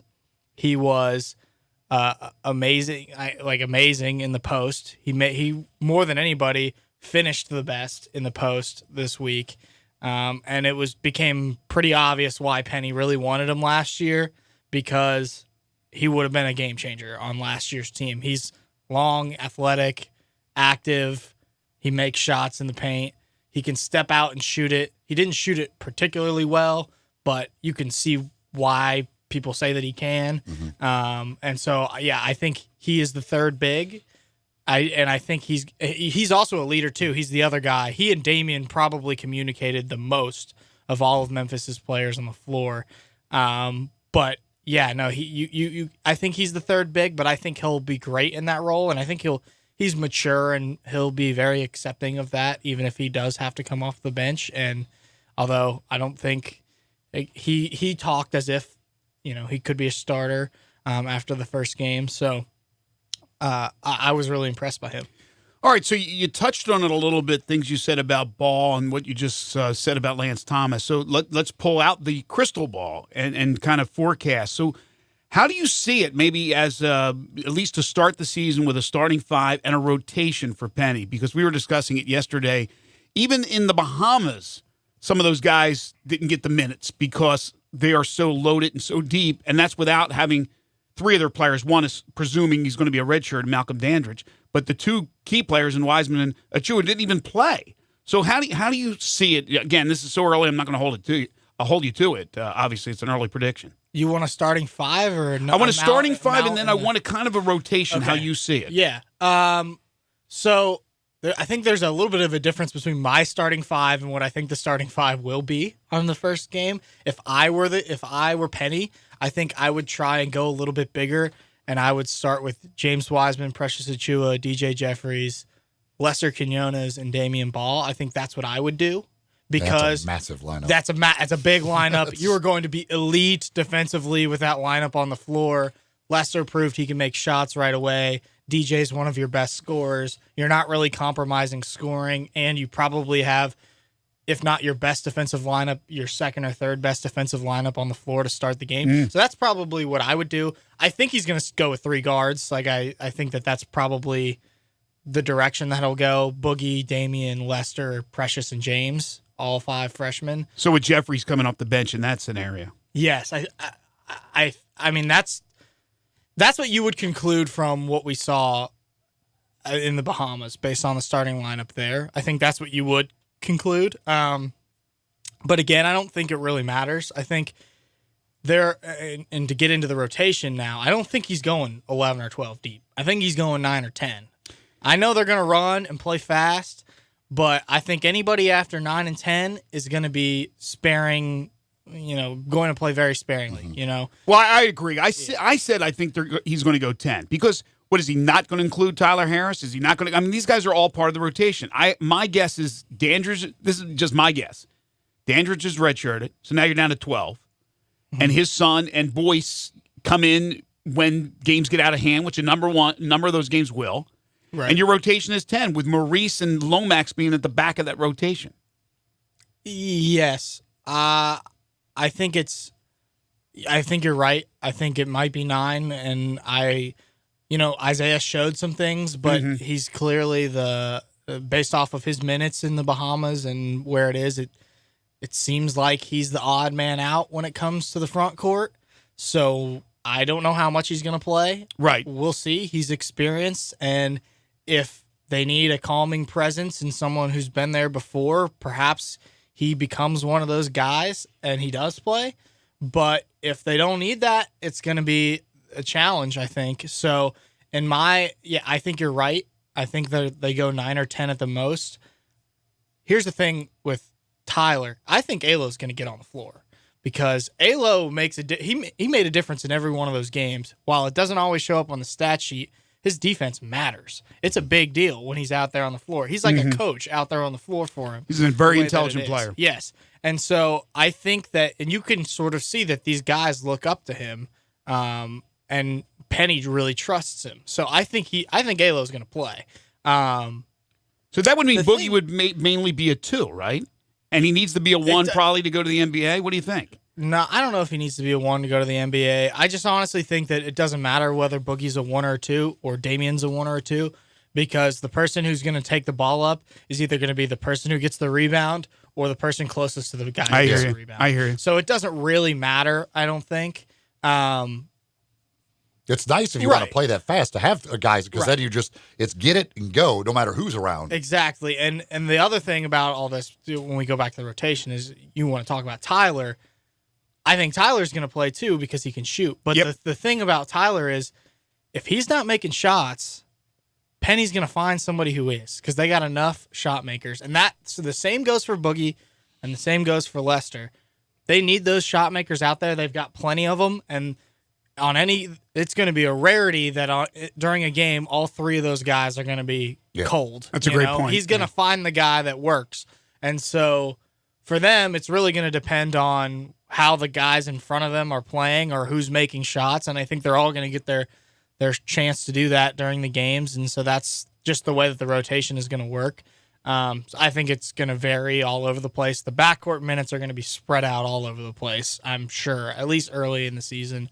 And then the front court is primarily going to be made up of Lance Thomas, Precious Achiuwa, and James Wiseman. And then DJ's going to play on the wing, I think.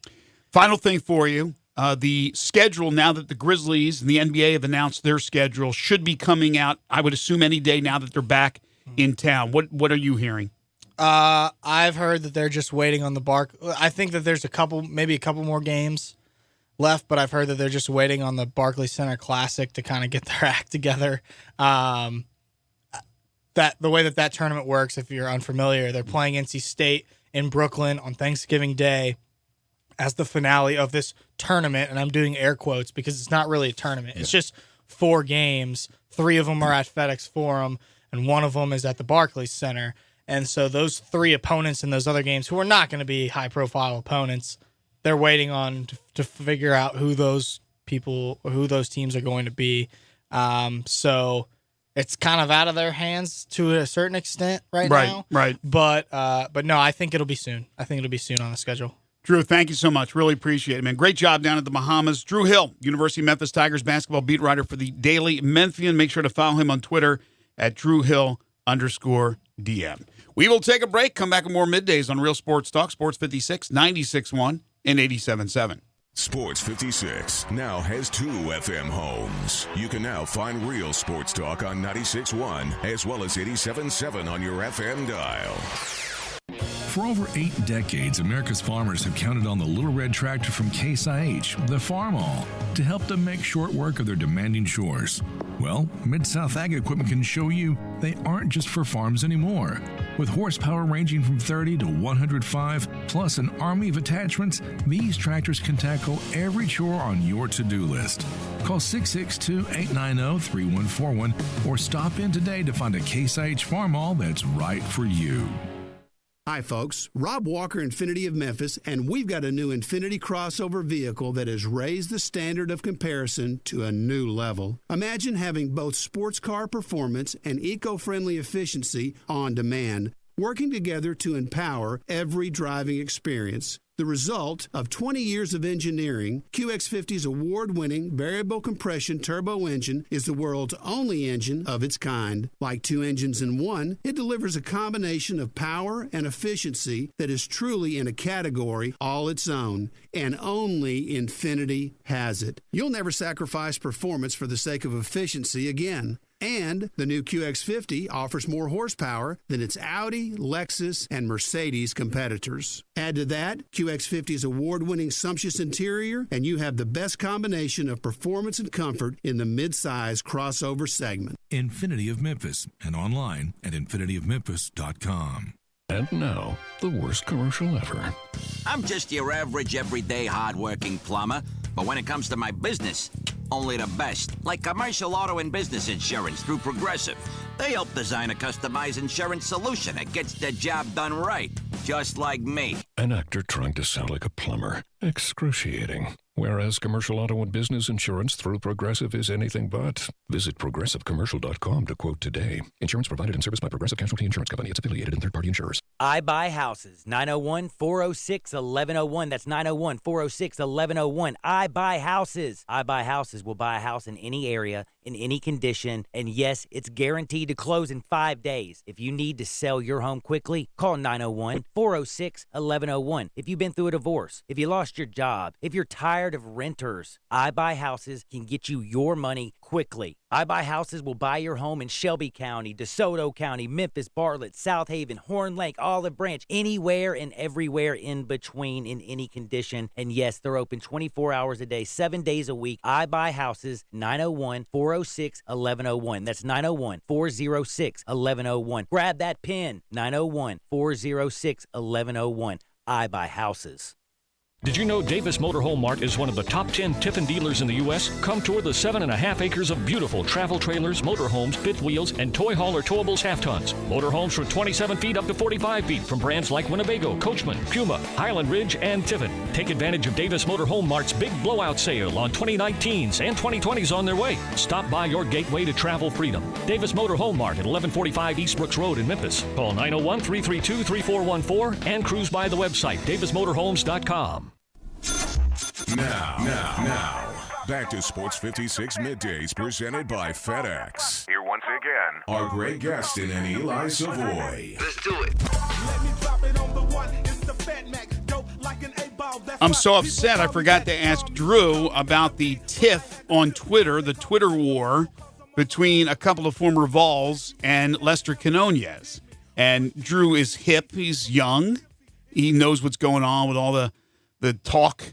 Some of this stuff is over my head, but I think I got the gist of what's going on here, and I would have loved to get Drew's reaction to it. But apparently it was Grant Williams who tweeted out that the Tigers got into a little scuffle down in the Bahamas. It was a little thing. It was no big deal. And he tweets it out, and I think he had like the closed fist emoji, the whole deal with Tennessee and Memphis last year.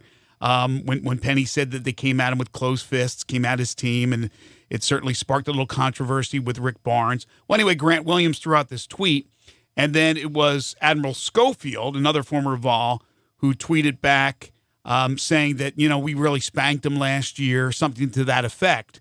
And then Lester Quinones, who wasn't even part of the team last year, responds to Schofield saying, telling him to come to Knoxville, where the game will be this year between the Tigers and the Vols. Come to Knoxville this year if the Go-Go's don't have a game that night. And the Go-Go's, as you know, is the G League affiliate of the Washington Wizards. It's pretty good. pretty good knowledge by Quinones to know the Go-Go's. It's really good knowledge. I love it. It's funny. And then others would say, well, come on. Quinones is going to play in his first year in college, and Schofield and Grant Williams just put together great college careers respectively, and now are in the NBA. Whether they play, whether they're in the G League, that's a whole other story. But I think it was fantastic, and especially Lester stepping up, a guy who wasn't part of the team last year, and there's not many that were, as they get ready for this Vols and Tigers rivalry continuing this year in Knoxville. It's like I said this morning, though. I just don't know how serious I can take a guy who wears boxers for basketball shorts. Hey, if he's knocking down threes and scoring, those shorts are repulsive. I know they are. But, man, if he's look, I don't care what he looks like. If the guy is knocking down threes, I'm fine with that. If I'm a fan, I don't care what I'm the not person ever looks fine like. with it. I can't be fine with those shorts. I don't understand if you're it. a fan of a team, I don't understand how they can how it can be more comfortable. I don't understand the purpose of it in any way. Tucking them up, I don't get it. I can't figure it out for the life of me how these kids think that there's any why they want to do that. He wants to stand out. He wants to be different.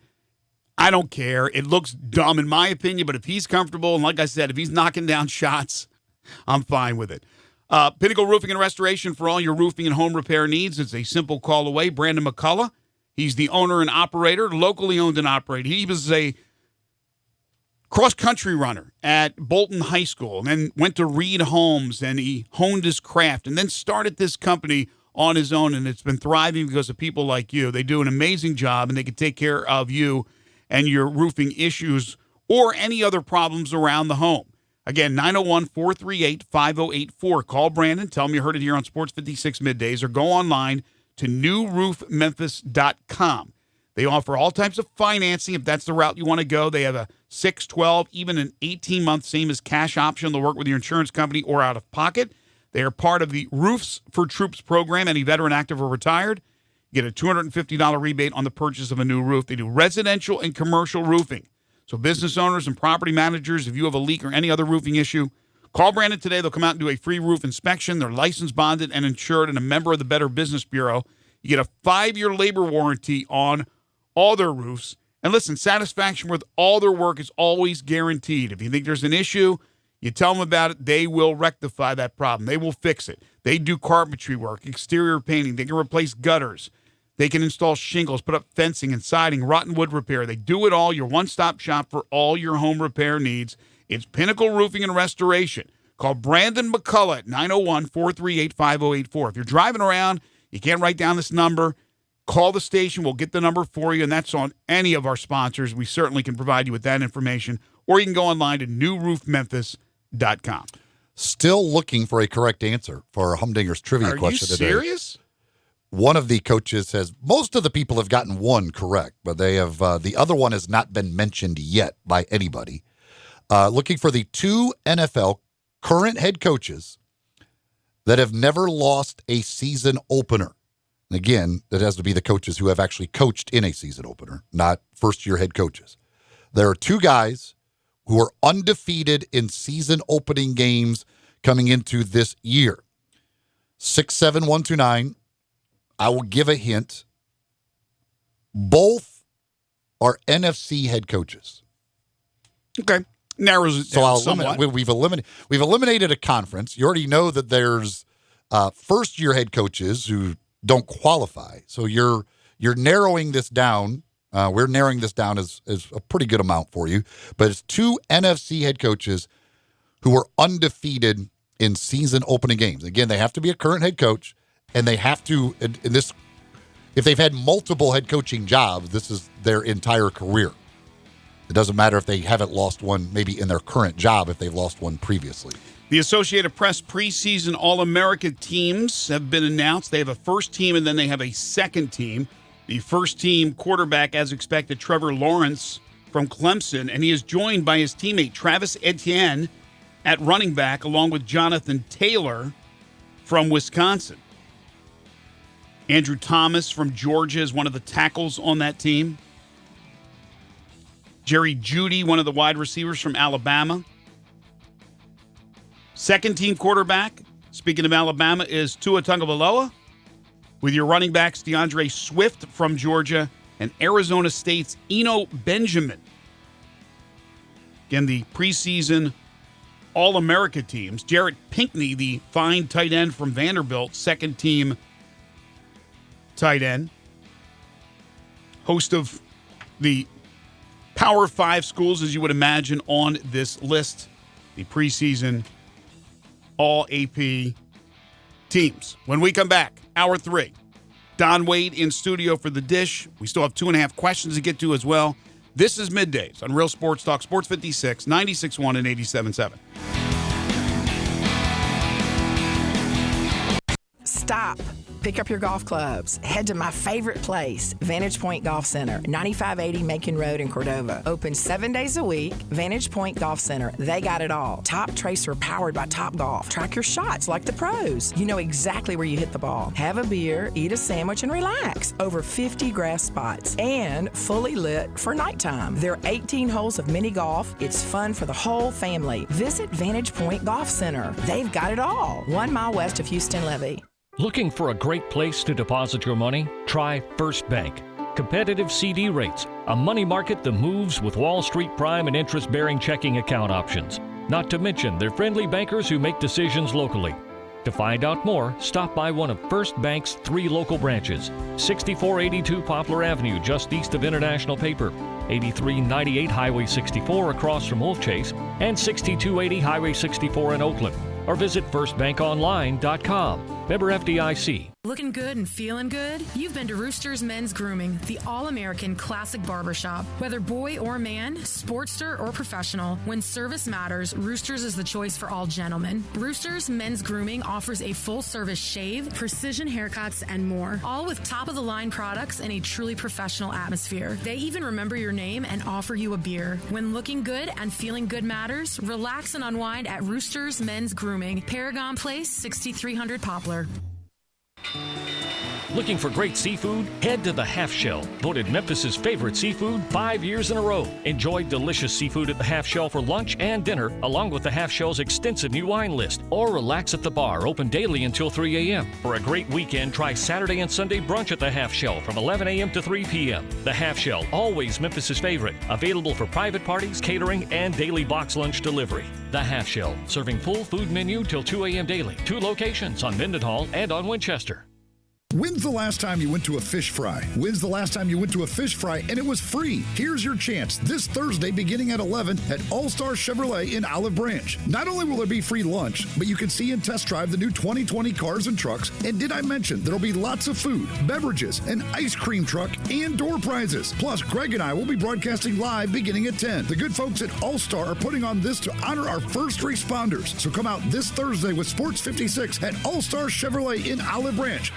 You'll see the dedication in every single step. You'll see it in the smiles when smiles are hard to get. You'll see it in the little things that add up to success. The caring and passion are the things that we love best. Wolf Chase Lemon Brace is your Mid-South provider for orthotics and prosthetics. They are an ABC accredited facility and their practitioners are ABC certified. At Wolf Chase Lemon Brace, their services include artificial limbs, legs and arms, braces of all kinds, and custom molded inserts. You can call them today at 901-507-7821 for their location on Highway 64 in between Germantown Parkway and Appling Road, or visit them at their new location in Jackson, Tennessee. That number is 731-660-5900, or visit them on the web at wolfchaselemonbrace.com. Dedicated our life to yours. Wolf Chase Lim and Brace. We are Sports 56 WHBQ Memphis, WIVG-FM Tunica Memphis, and WPG-FLP Memphis. Flynn Broadcasting Stations. Now, back to Sports 56 Middays presented by FedEx. Here once again are Greg Gaston and Eli Savoie.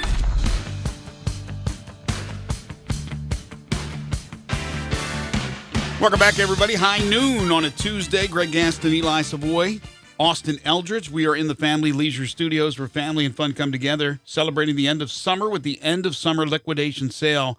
They have some amazing deals going on. Pools as low as $19.99, patio furniture starting at $12.99, swim spas beginning at just $9.99. It's Family Leisure, 2120 Whitten Road. just north of I-40. And Sports 56 Middays delivered each and every day by our title and presenting sponsor, all the great folks at the FedEx Corporation, providing global access for small business. Learn more at fedex.com/e-commerce. It is time now for the dish. Oh, that's right. We have no open. We will just bring in the man, the myth, the legend, Don Wade from the Daily Memphian, who you can follow on Twitter at DWadeMEM. Open list today. How are you, man? I'm all right. Went back to Kansas City over the weekend, saw 2 Royals games, and they won one of them. Did they? What are the odds of that? I mean, it was the Mets, but I'll take it. Hey, the Mets have been hot. Yeah, they beat Noah Syndergaard. They lost to Jacob deGrom. They were being no-hit into the 4th, but that happens 3 times a week where they're being no-hit into the 4th. That was, so that was kinda the normal. win was former Cub Mike Montgomery pitched to Jim, didn't he? He did. Yeah. But you get home every once in a while and you get to go to see the Royals or the Chiefs. We know that from our time together here. So the Royals having won a World Series several years ago, are you one to look at, okay, I'll take 15 bad years for one World Series title, or do I want 15 years of where they're really competitive but they don't win a World Series title? What's the trade-off for you? Well, the reality is I'm probably going to get 15 really bad years. So, but if it was your choice, take what you can get. Yeah, I want the World Series title, and the way that whole thing played out, they were in Game 7 in 2014, and I always say it this way: they lost to Madison Bumgarner. They did not lose to the San Francisco Giants. He absolutely was the difference in that. So there was a big pressure feeling the next year because I knew the contract situations. I knew people would be leaving. You just can't keep people for the most part in a market like Kansas City. Right. And so now the focus is on the Chiefs, and you felt like you might have done it last year, but when that coin's got Bill Belichick on both sides of it, his face, it's tough. What are you saying? It's tough to win that coin flip in that situation. Is it actually his face though on both sides? Yeah, hoodie, the whole it's a hoodie on both sides of the coin. You're doomed. What what are the Royals drawing right now, fan wise? Do people come when they're Well, losing? I noticed I was watching the game on or I saw a highlight actually from Sunday's game, which I wasn't at, and there was nobody there. Friday night was a pretty good crowd. Saturday night was not as good as you'd expect for a Saturday night with a New York team in town, but they still get around 20. I mean, it's not. They're not it's not a place where only 8,000 people come out. I've seen them from the outside because I've been to Kansas City, but I've never been to a game.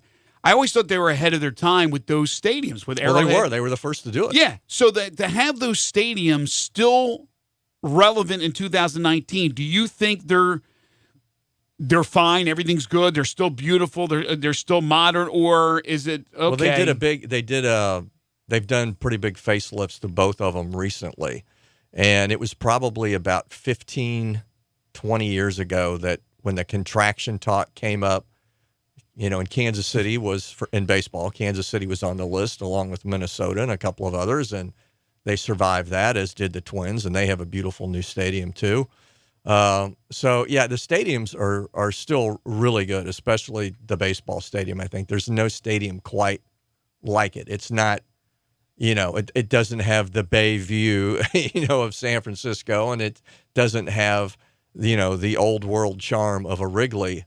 But for me, and I'm biased, it's still a top 5 to 7 major league ballpark.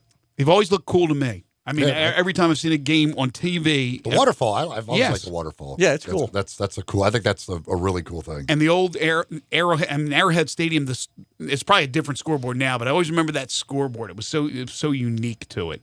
I just thought that was just great when those stadiums were erected. Did you get to see Alonso hit the 40th, or was that Sunday that he did that? That was Sunday. Yeah, I'm happy I missed that. It was history. All right, let me. There's no such thing as history with home runs anymore because it's all fake. All right, let's talk about what's happening around here. We are closing in on the start of another college football season, and then soon after college basketball and an NBA season with the Grizzlies. Do you think the expectations are higher for Tigers basketball or Tigers football, taking everything into consideration? That's easy. Tigers Tigers basketball. And I was thinking about this on the way over because I knew we were going to talk about this. And it is really hard to explain to somebody who's either not from Memphis or hasn't been here a while what Tiger basketball means and the depth of that passion. And I don't think I'm out of line when I say this. I think a run to the Final Four or maybe the championship game, but yet not win, would resonate more for more people in this town, for the most diehard fans, than if Tiger football somehow got in the playoff, or if the Grizzlies played in an NBA Finals. Not that those things wouldn't be great and people wouldn't be behind it, but those two things would still not have. There's just a whole different level with Tiger basketball, and I think the reason is the Grizzlies are still a very young franchise, and I think they're well-liked in town, but they're a young franchise. Tiger football is going great now, and you can point to the D'Angelo Williams years and say, that was fun, or, hey, remember the time they beat Tennessee? That was a blast. But on balance, there's not a feeling of that you kind of owe that athletic institution the way there is with Tiger basketball, because Tiger basketball formed the narrative for so many people. And it was what you looked forward to. It wasn't just game day. It was, hey, it's only 4 months till the season. I mean, really, it's just the longer I've been here, the more I've come to believe that. And, obviously I'm from Kansas City. I grew up in a pro sports town, and pro sports is what I personally paid attention to. Me too. But here, Tiger basketball is number one, and everything else is a very distant second. There's no doubt. Man, they just had like 400 some people go to watch them play some exhibition games. That's in Bahamas. I mean, it's a nice vacation, but like you don't in just a ballroom. You don't go watch a team play exhibition games. You don't travel and spend that money to go watch a team play some exhibition games against terrible competition. I completely agree with you, Don. So this is just for the sake of this discussion. Sure. But I completely agree with you. But if the Memphis, because your comparison was Memphis Tigers basketball getting to the Final Four, which they've done several times. Football getting to the Final Four, the playoff. What would that do?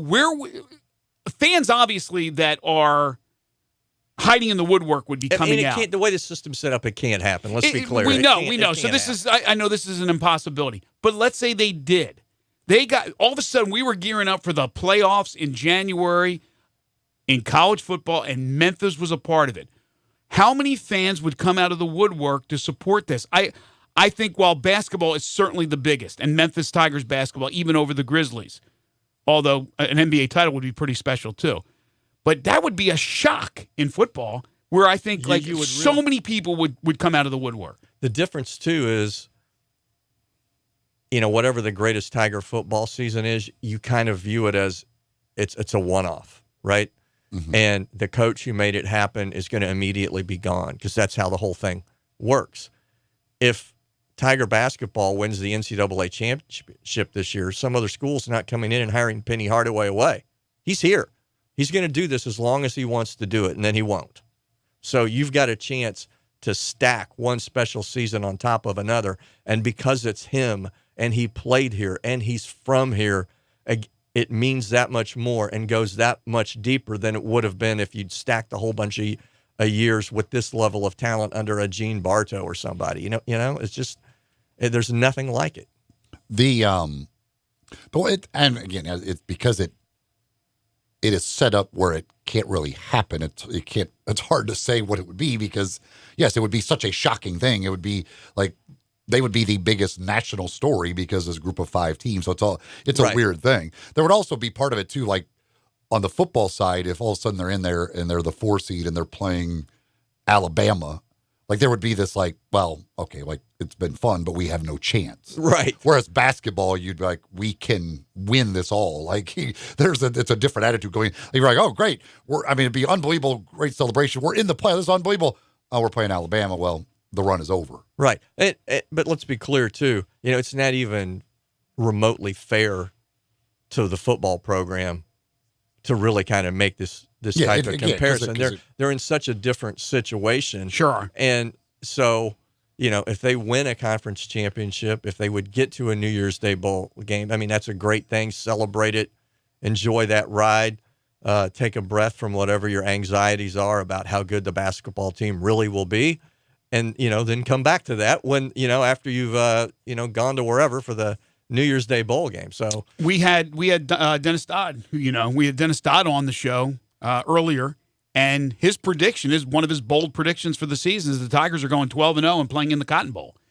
If the Tigers were in the Cotton Bowl, and I know we're talking about around holidays and things of that nature, how many fans do you think the Tigers would be able to get to go to Dallas? Well, let's go back to Tiger basketball. Who were they playing during that stretch?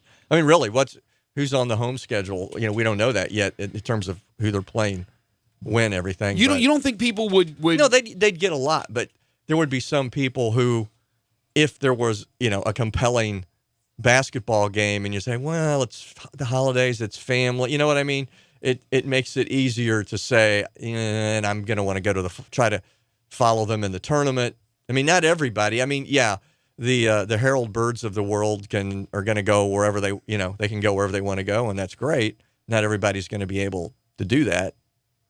Right. So they'll have to choose. And it is interesting because you have football where they lose to Ole Miss. If that happens, if they still win the conference, they have a chance, obviously, to represent the group of five in a New Year's Six game, which would be the Cotton Bowl. But good chance now, like let's say Boise State runs the table, they win the Mountain West, they don't have a blemish because they're not. I don't know who they're playing on their schedule as far as out of conference. Then maybe they get the call over the American Conference winner. But as Dennis pointed out, the American Conference winner has produced the group of five every time, and has it been UCF? How many times have they done it now? Well, UCF's been there since we've gone to this. You had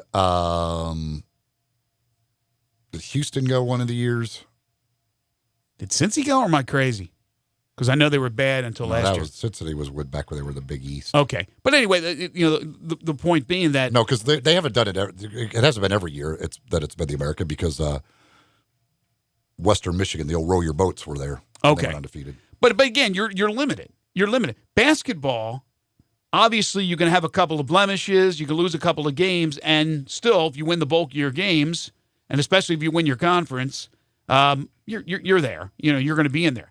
Now, let's look at Memphis because obviously you answered the question as Memphis basketball, the higher expectations, and that you think that the best chance to have. Well, he's got the number most one productive recruiting season. class. Mike Norvell has recruited very well, but he does not have the number one recruiting class in the country. Right. Or even the number 10. But again, if you look at history, the number one recruiting class doesn't always equate to a national championship. Sure. Right?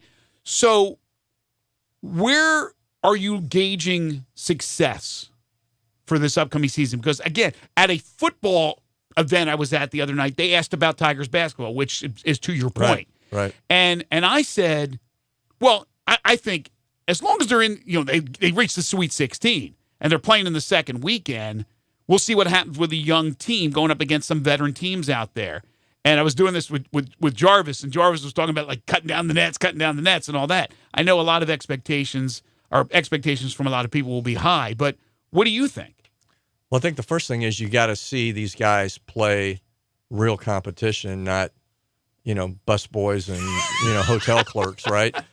And make a determination: are they as good as the rankings? Because sometimes that's not the case, right? Mm-hmm. Turns out the rankings are a little bit overvalued. So if the rankings turn out to be overvalued, and we get a sample size of 20 games and say, well, you know what, this guy really isn't as good as we thought, right, and that guy isn't really as good as we thought, then that changes the expectations for the team and for the accountability that would maybe fall with Penny, right? But if everybody is as good as we're being led to believe that they are, then the team should be that good. And I think in that case, because the talent is so enormous, for me, I think you need to Sweet 16 might be okay, but I think you need to reach the Elite Eight. I really do. What do you think? I always say the same thing. If you've reached the Sweet 16, anything else beyond that is icing. because you're going to play a really good team. Unless some upset happens and all of a sudden you're playing a 13 seed. But I don't think if you're playing a 1 through 4 seed, which is what you should be doing in the Sweet 16, I don't think I don't think you should be expected to win those games. Well, it's how the games unfold. And, that matters too. I mean, you can play one of those teams that's, on your level, so to say, and one guy hits 6 of 8 3-pointers who was a 31% 3-point shooter during the season, and you lose by 4 points. It's kind of like, well, stuff happens, right? And maybe there's not a lot you could have done about that. But if you go out there and play a bad game with the better talent, then it's hard to have as good a taste about it, even if it's, you make it to the Sweet 16 or the Elite 8. If you lose a game that you really shouldn't have lost, to me, that's always a big part of it. And I know it's one and done, and there's a little margin for error. But if you're going to feel that it was a successful season with that kind of talent, you can't get put out in a game that was yours for the taking. You have to just get outplayed by a team that has comparable talent. We're going to find, anyway, you won't be able to judge off one game necessarily, but we're going to find out a lot about them when they play Oregon early in the year. I mean, Oregon has added another kid who just reclassified, so they've added 2 big-time recruits here in the past week. Like, that's going to be that's going to be a really good Oregon team. So we're going to find out a lot right off the bat. Yeah, long trip for a young team. Go out there, play a road game that far away from home. So certainly they'll be challenged. Since we last had you on last At week, least Precious could travel to Oregon. You don't have to. Yes, we think no visa issue. For Oregon. There are no visas needed to go to the Pacific Northwest. Last time I checked. If not, they'll put them on the Oregon Trail. They'll get them there somehow. Since we last talked to you, a couple of things happened. The University of Memphis announced the hiring of Laird Veach. I'm not sure how much you know of him, but having that resume of all the Power 5 schools that he worked in, I think is a huge attribute. Oh, absolutely. And I went to the press conference and wrote a column from that when they introduced him formally. And what became clear to me, not just from everything he said and that President Rudd said, but from talking to his wife, Brandy, and this is what I wrote basically, is that, he chose them, or he and his wife together, they chose to take this job as much as Memphis chose him.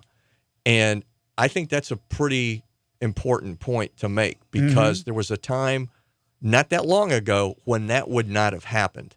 I think, and this is the way I said it in the column, it wasn't too long ago that the Memphis ADs, it was an AD's fixer-upper. If you come to a place like Memphis, that was your task. Come in and fix it up.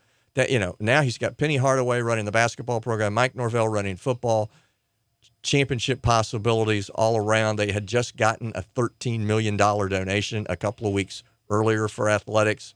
I mean, it's a good job. It's a job that feels almost like a Power 5 job. It's a place where he can enhance his resume, not a place where he's taken a huge risk that it could kill his career. They've already built the new basketball facility. They're building the football facility. You're not tasked with, oh, by the way, come in and find all this money to try and build an indoor facility. Like, that process is already going on. So you don't have to be that. There's no doubt. I mean, and Tom Bowen needs to be given credit for what he did here in his time. I mean, this is a much better job. He left it a much better job than he arrived in. Right. It was a fixer-upper situation when Tom Bowen got here, and he did fix it up some. The other thing that happened since you were last on was the Grizzlies announcing their schedule. And again, it's no big deal. Every year, you're playing for the most part. You're playing 2 teams from the East, one at home, one away. But I thought this was important because the breakdown of the schedule, they play a lot of home games early in the season, a lot less after February 1st. And I bring up that because nobody expects this to be a good team as far as wins and losses. Right. But they're seeing these young players hopefully develop, and there's excitement to see these young players. To have the bulk, a lot of the home games early, I think is an important thing for fans. Yeah, I think right? I would guess if the Grizzlies could have, and maybe they put in that very request with the NBA. I don't know. I mean, all the attention's going to be on Tiger basketball, obviously, in February and March, right? So you might be a little challenged attendance-wise, especially when you get games against other teams that are not very glamorous, right? But I hope people will, understand that for all the progress you might see with John Morant and Jaren Jackson Jr., winning the games is going to be a really, really tall task. There's going to be a lot of leads that melt away because that's what happens with young teams. There's not much in the way of established talent on this roster. So brace yourself for that because it's just winning is really tough. And they will be talented enough to compete for stretches and segments of time in games. But bringing it home and getting W's is going to be very, very difficult. Yeah, I'm just looking at by the time you hit March and April, you have the nagging injuries, so some guys don't play. You know there's no expectations as far as having this incredible win total, so that's going to be lacking.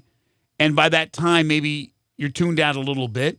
So to have a lot of these games at home early, the excitement is there. I'm not saying there's going to be disappointment because everybody knows what's happening this year with the Grizzlies. Right. Well, it's been a great offseason. I think to watch these young players develop is going to be fantastic, but especially early on when you're excited and they're playing their first 30, 40 games as opposed to those last 20 when you're just saying, I'm done with it. The one potentially exciting race you could have is maybe John Morant and Zion Williamson are in a neck-and-neck for Rookie of the Year. That might be the race to watch. That's a good point. A couple of texts here on the thing you said earlier. Somebody said, I absolutely disagree. Football getting to the playoffs would be amazing, but it can't happen, so it's a silly thing to say.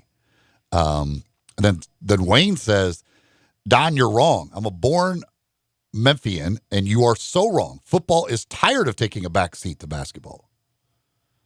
Well, football can be tired of it, but it still does. Yeah, it does. I mean, there's a lot of things you can be tired of that doesn't mean you get to correct them. Yeah, that is what was his name again? Wayne. I'm going to give Wayne credit because I think he probably was one of like the 27 people sitting out in a freezing rain when they were winning 3 games a year. So I'm just going to assume that you were, Wayne. So props for the loyalty, but you're wrong.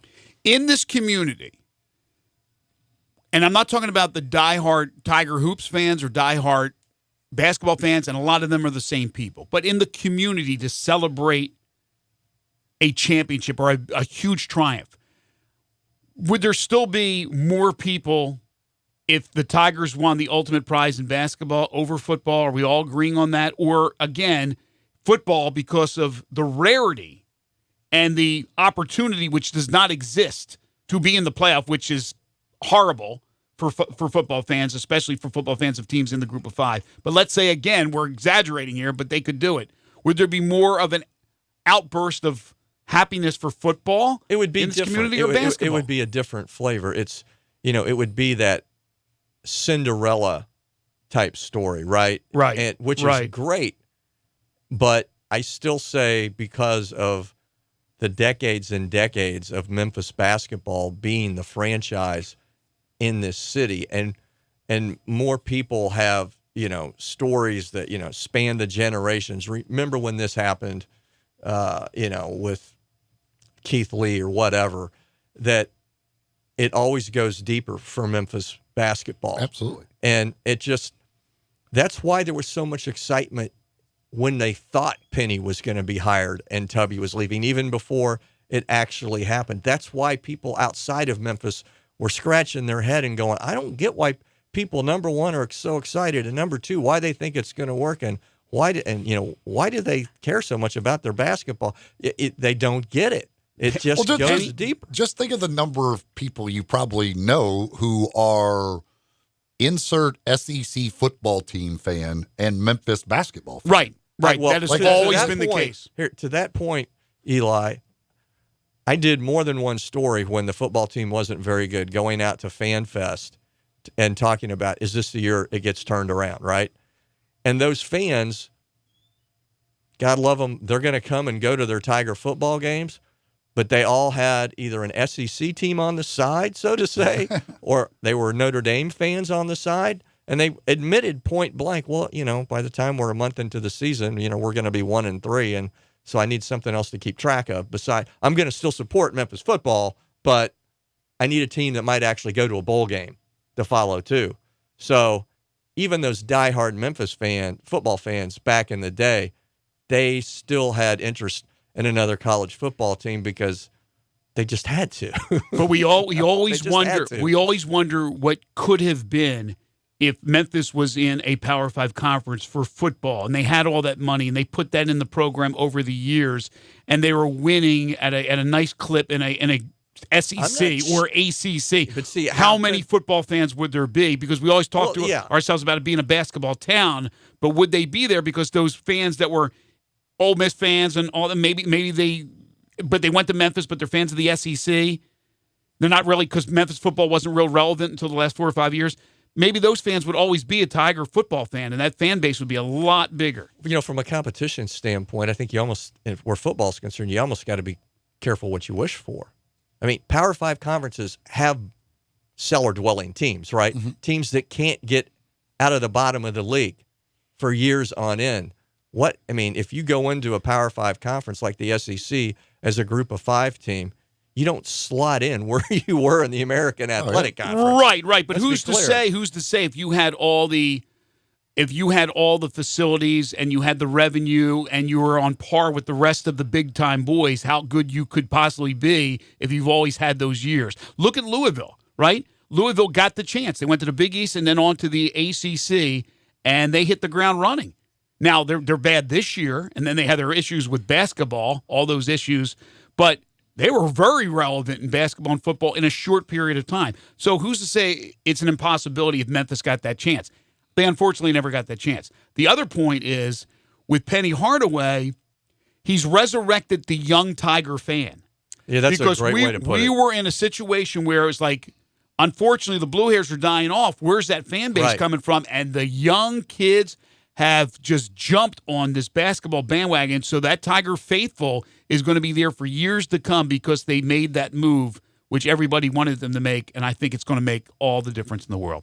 Don, great stuff as always. We appreciate it. Make sure to read all of Don's terrific stories at the Daily Memphian. Follow him on Twitter at DWadeMEM and catch him every Tuesday right here on Middays. We will take a break. When we come back, our final half hour, we got 2.5 questions. We'd love to hear from you on the First Bank phone lines at 360-8255, First Bank text line 67129, or message us at Sports56 WHBQ on Facebook, Periscope, Instagram, YouTube, and Twitter. This is Middays on Real Sports Talk, Sports 56, 96.1 and 87.7. Listen online anywhere, anytime at sports56whbq.com. These seats are amazing. Shoot it! We deliver tickets, team merchandise, and everything you need to get ready for the game. But what you really get when FedEx knocks on your door is so much more. FedEx Delivery. Game day spirit. What we deliver by delivering. In today's evolving workplace, XMC understands the process of getting office work done has moved from the desktop to your pocket. The new Xerox multifunctional printers and Connect Key app technology are game changers. Are you working with confidential information? Does it need to be secure from unwanted threats? Do you need to translate documents to another language? Xerox's App Gallery provides solutions like secure printing and easy translator technology. XMC is the second largest exclusive Xerox agent in the U.S. with 9 locations to serve you.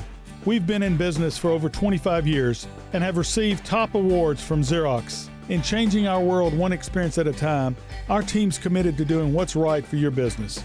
XMC is proud to be your leader in document and print management, and it'd be our pleasure to serve you.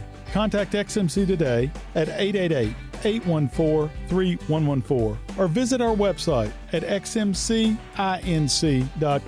XMC, excellence in office solutions.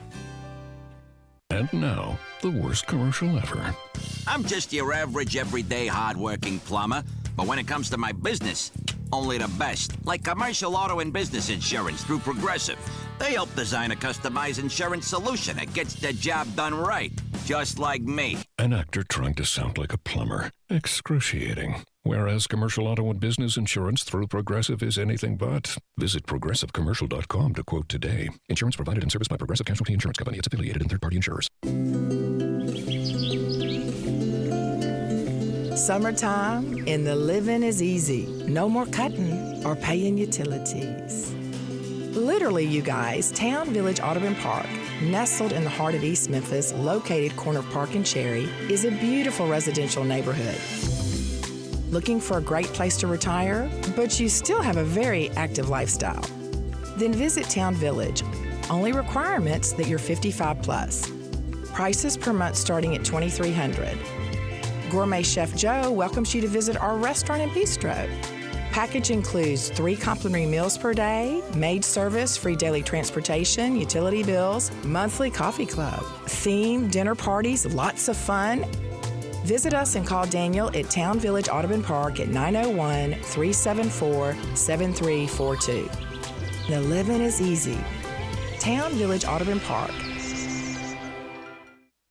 His wife's words echoed in his mind. You never fix anything around here. Well, today that would change. He would fix the water heater. He'd show her that he was the handyman of this house. He was more than capable. Oh, no. Covered it. August 14th, 2008. Talk to farmers. We know a thing or two because we've seen a thing or two. Call Chad Gatlin at 901-235-1176 or get a fast quote at memphisfarmers.com. We are farmers. Bum, bum, bum, bum, bum, bum. Underwritten by Farmers Truck Fire Insurance Exchanges and Affiliates. Products not available in every state. Did you know Davis Motor Home Mart is one of the top 10 Tiffin dealers in the U.S.? Come tour the 7.5 acres of beautiful travel trailers, motorhomes, fifth wheels, and toy hauler towables half-tons. Motorhomes from 27 feet up to 45 feet from brands like Winnebago, Coachman, Puma, Highland Ridge, and Tiffin. Take advantage of Davis Motor Home Mart's big blowout sale on 2019s and 2020s on their way. Stop by your gateway to travel freedom. Davis Motor Home Mart at 1145 East Brooks Road in Memphis. Call 901-332-3414 and cruise by the website davismotorhomes.com. Got something you want to get off your chest? You better have a backup plan. Want to join the conversation? Someone needs to tell him he has to grow up. Join us on the First Bank phone lines at 360-8255 or the First Bank text line at 67129. Now, back to Sports 56 Middays presented by FedEx. Here once again are Greg Gaston and Eli Savoie.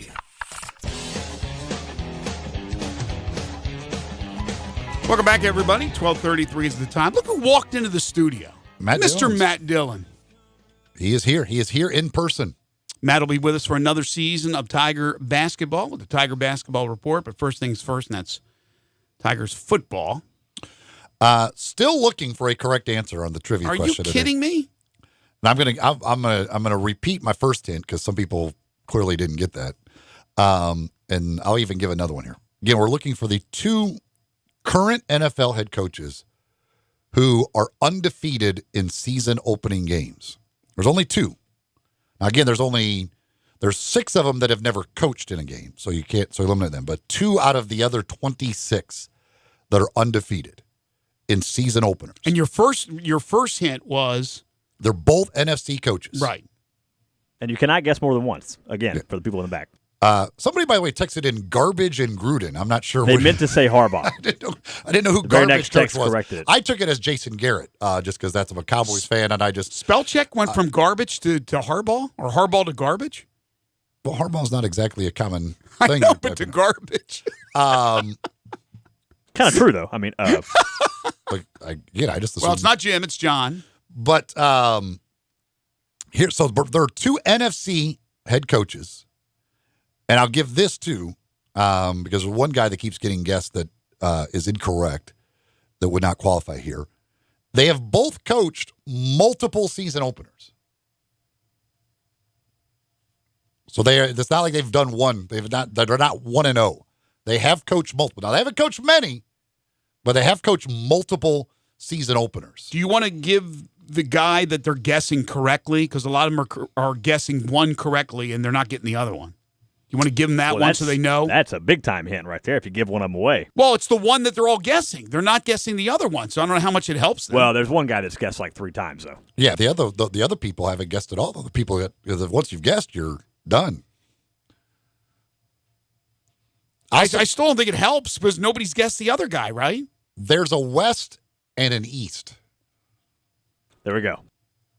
That's a good hint. Okay. They're both in the NFC. One's out West, one's in the East, and they've both coached multiple season openers. I don't know what more I can do for you. There's nothing else you can give other than giving it away. Other than that, I might as well just give you their names. There's 2 guys undefeated in season. And the reason I asked the question, I knew it'd be tough, but It's actually shocking to me that there's only 2 NFL head coaches who are undefeated in season openers. And you have to text it in. Don't call me and ask and tell me the answer. Think of out of all those coaches, because I don't know how many first-year head coaches there were last year, but all of them lost their season opener last year. Now one guy went 1-0. Well, how many were there? Let's be honest here. I don't think it's that crazy. We're not talking about all-time thing. This is just this year. You've eliminated already 6 coaches, right? 6 that are new this year. So now you're down to 26. There are some of these coaches that have coached forever that you're not going to look. Belichick was with Cleveland. And Peyton's been around for a long time. You're not winning every one of those games, so you eliminate those guys. So you go for recent guys. I don't know how many new first-year head coaches last year. I don't know off the top of my head. We have a winner now. Do we? All right. That hit right there. There wasn't much else you could have done. We have a winner now. Who was the one that they were guessing? Sean McVay, everybody. Right. Pretty much everybody had Sean McVay. And the first guy I had right off the bat, and I told Eli during the break, was who? Give it to him. Sean McVay is 2-0 in his 2 season openers. The other coach who is undefeated in season openers is Doug Peterson, who is 3-0. And that was my guess, Doug Peterson. I thought that he had won all 3 times with the Eagles. A lot of Matt Nagy's. They lost their season opener last year. We had some Frank Reichs. They lost their season opener last year. Doug Marrone is undefeated in his current job in season openers at Jacksonville, but he is not undefeated in his career in season openers. And guys like Belichick, when you've coached that long, you're the idea of Belichick being undefeated in season openers would be ridiculous. Yeah, I would eliminate. He's coached 20-some years. Well, I would have automatically, if I was doing this, because Peterson I got off right off the bat, and McVay, that was pretty easy. But I eliminate Tomlin, I eliminate Peyton, I eliminate Belichick. We already have 6 that have been eliminated because they're first-year head coaches. I mean, I'm surprised it took this long. We have a very astute, intelligent listening audience. It was a tough question. It was tough. It's not it wasn't easy to look up tough. because you're not just able to Google that. It's going to pop up the answer for you. The laziness of today's trivia. That's why Eli made it a little bit harder, and I try to make it harder every Friday with 10 in a row. So the question will become, after the opening week this year, how many coaches will qualify in that? With the 6 new guys plus these 2, so you have 8 guys who will have the possibility of still being undefeated. All right, so we got to look up the schedule, right? We got to do this. I don't know if any of those match up against each other in opening week. Well, let's find out. Let's see. Week 1. All right, who do we have now? Give me some of the guys, and we'll look up who they play. You got Vic Fangio. Vic Fangio for Denver. The Broncos will play. Let's see. Who are they? Broncos are playing one of the Monday night games. They're playing at Oakland. That's a W. Oakland's a favorite in that game. I think Oakland will win. Next. Well, Brian Flores, I don't need to look to see who they're going to play. They're going to lose. Yeah, that's Miami. And Miami, they're hosting Baltimore. They're hosting Baltimore. Cliff Kingsbury. Zona is playing at home against Detroit. Good chance for a W. They're a dog, but less than a field goal. We'll see with Kyler Murray. He's off one preseason game number 2. Freddie Kitchens gets the Titans. Home or away? Home. 5.5-point favorite. To win. I think Freddie will win. Matt LaFleur at Chicago. Season opener Thursday night. I like Chicago. Bears are a 3-point favorite. And then Zach Taylor. Oh, they're at Seattle. He's definitely not going 1-0. They're a 10-point dog. Cincinnati is, big time. I got 9.5 here. And then the Peterson and McVay. McVay is at Carolina. They're a 3-point favorite. And the Eagles host Washington, 9-point favorite. Yeah, and we're not talking about point spreads. We're just talking about win or loss, and I would think that would be a W for Peterson should definitely win. I think Kitchens wins. The others, we'll probably have 3 or 4 guys. From some other NFL news, Jimmy Garoppolo last night for the 49ers, of course, coming back from injury. They played a preseason game last night, and it didn't go well for Garoppolo. He didn't play a lot, But last night they ended up winning the game in Denver 24-15. But Garoppolo posted a perfect 0.0 quarterback rating in his return. Did not play week number 1. It was a perfect 0. And I actually watched a little bit of that game last night. Did you? Mark it down. Mark it down, Austin. He watched a preseason game. Because it was on it was on some of the TVs where I was eating dinner. Oh, so he didn't choose to watch it. No, I did not. And he should have thrown another pick. You have to look up. He should have thrown a pick six, another pick six on top of the interception he threw. Another guy dropped an easy pick six. Well, he of the 5 straight intercepted passes in practice leading up to that game. So Garoppolo's got a ways to go. I'm telling you, the people that pick the 49ers to win 10 games and win that division are crazy. Nah, that's nuts. Also, I was going to say Jeremy Mayfield, NASCAR driver. The Baker Mayfield reaction now, I don't even understand the timing of this, but the reaction to the New York Giants' decision to draft quarterback Daniel Jones earlier this year blows my mind. Baker Mayfield told GQ in a wide-ranging interview released Tuesday. Why would GQ ask him about Daniel Jones? Anyway, some people overthink it. That's where people go wrong. They forget you've got to win. Wow. I love it. Taking a shot at Daniel Jones for some reason. Jones just 17-19 at Duke before the Giants made him the number 6 overall pick. Although he should probably check Patrick Mahomes' college record. It's worked out all right for him. Doesn't always mean if you struggle with the W's and L's, because it's not just one person in college or in the NFL, that you can't turn out to be a very successful NFL quarterback.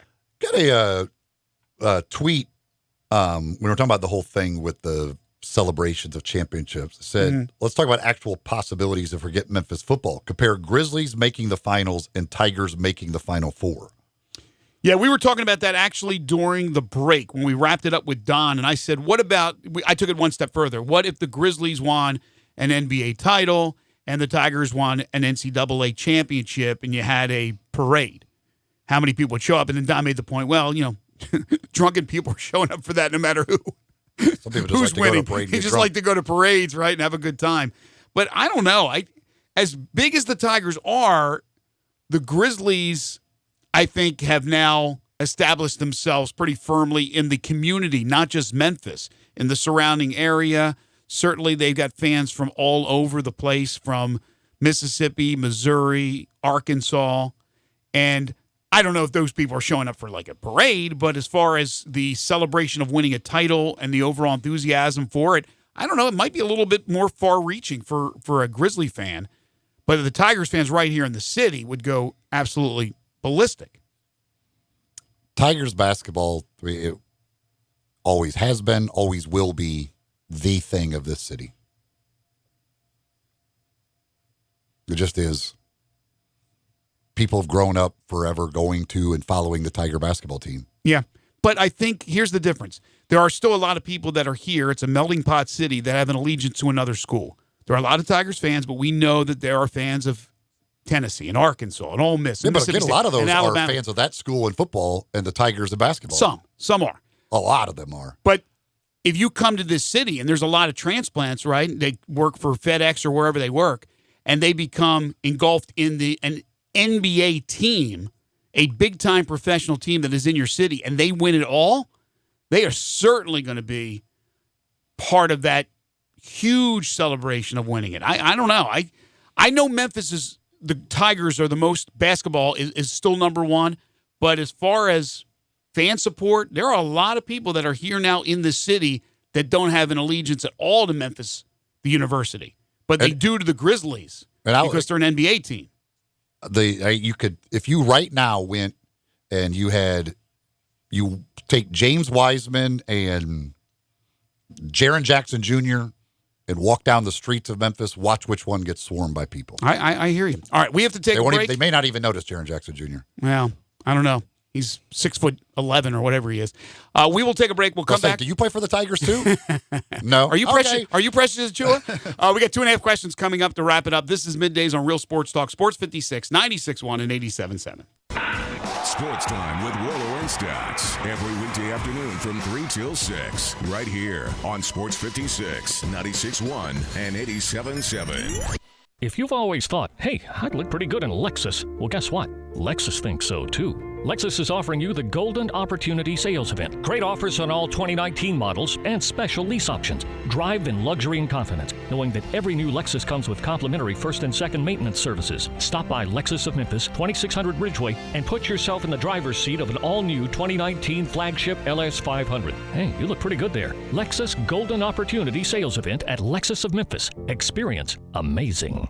Gun enthusiasts in the Mid-South know all about guns and ammo at 3615 Summer and 577 Goodman Road, Suite 4 at the corner of Goodman and Elmore in South Haven, because they carry the largest selection of both guns and ammo in the area. They are authorized dealers of Colt, Benelli, CZ, Smith & Wesson, Glock, Ruger, Sig Sauer, Vergara, and a lot more. If you or someone you know is looking for something for self-defense, competition, hunting, or just something that goes boom, then get to Guns and Ammo, 3615 Summer in Memphis and 577 Goodman Road, Suite 4 at the corner of Goodman and Elmore in South Haven. Looking for great seafood? Head to the Half Shell, voted Memphis's favorite seafood 5 years in a row. Enjoy delicious seafood at the Half Shell for lunch and dinner, along with the Half Shell's extensive new wine list. Or relax at the bar, open daily until 3 a.m. For a great weekend, try Saturday and Sunday brunch at the Half Shell from 11 a.m. to 3 p.m. The Half Shell, always Memphis's favorite. Available for private parties, catering, and daily box lunch delivery. The Half Shell, serving full food menu till 2 a.m. daily. 2 locations on Mendenhall and on Winchester.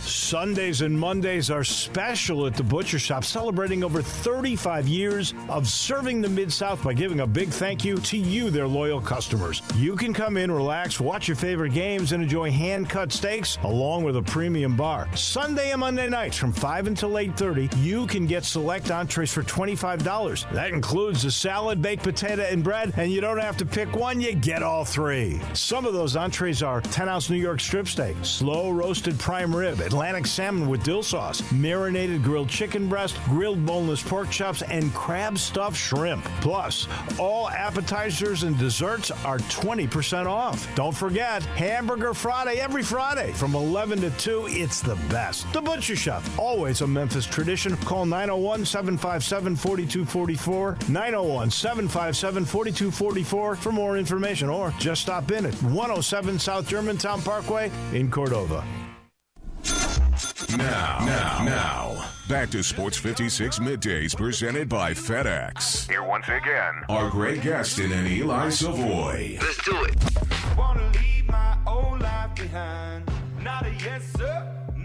Welcome back here in the Family Leisure Studios. Somebody says the Western Conference Finals against the Spurs was pretty exciting. It was awesome. Except for the fact that Spurs killed them. But there were some close games in there, and there was a lot of fun. Yeah, there was a lot of excitement around that. It was. I can't even imagine what the NBA Finals would be like here in town, because the thing about the difference here would be if like the Grizzlies were playing in the finals, unlike the Tigers playing in a Final Four, they would be playing it right here. We'd be down there at FedEx Forum watching the game, whereas the Tigers are going to be who knows where playing the games. Like this, you get to see it right there. You get to be at the games. That's what makes it a different thing. Some of you do. Well, yeah, 18,000 of you do. Well, yeah, I mean, obviously not everybody. Right, the bulk of the people will watch it on TV just like they would the Tigers. But I mean, your point's well taken. If you put the Tigers a Final Four game, hell, you could play that the Liberty Bowl. The Tigers basketball would sell that place out. Yeah.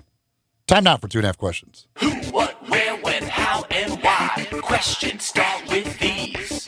Step right up and answer all my questions, if you please. I'm just a normal kid, like you, except that I ask questions. And because I'm brave enough to ask questions, I come under scrutiny. Asking all them questions. Why you asking all them questions? Now here is a question for you. What does the fox say? Question number 1. Will Josh Gordon be eligible to play for all games this season? Not a chance. Not a chance. Will he be eligible for week 1? Yeah. I mean, look, I hate to say it, and I hope the guy can eliminate all his issues and demons, but he's had more chances than I think old pitcher Steve Howell did when he was in the major leagues. I don't know how many times this guy can be reinstated. I hope that it works out. Certainly his teammates do, but the odds say no. The odds say no. All right, question number 2. Who will have more total yards from scrimmage this year? Tony Pollard or Darrell Henderson? I think it'll be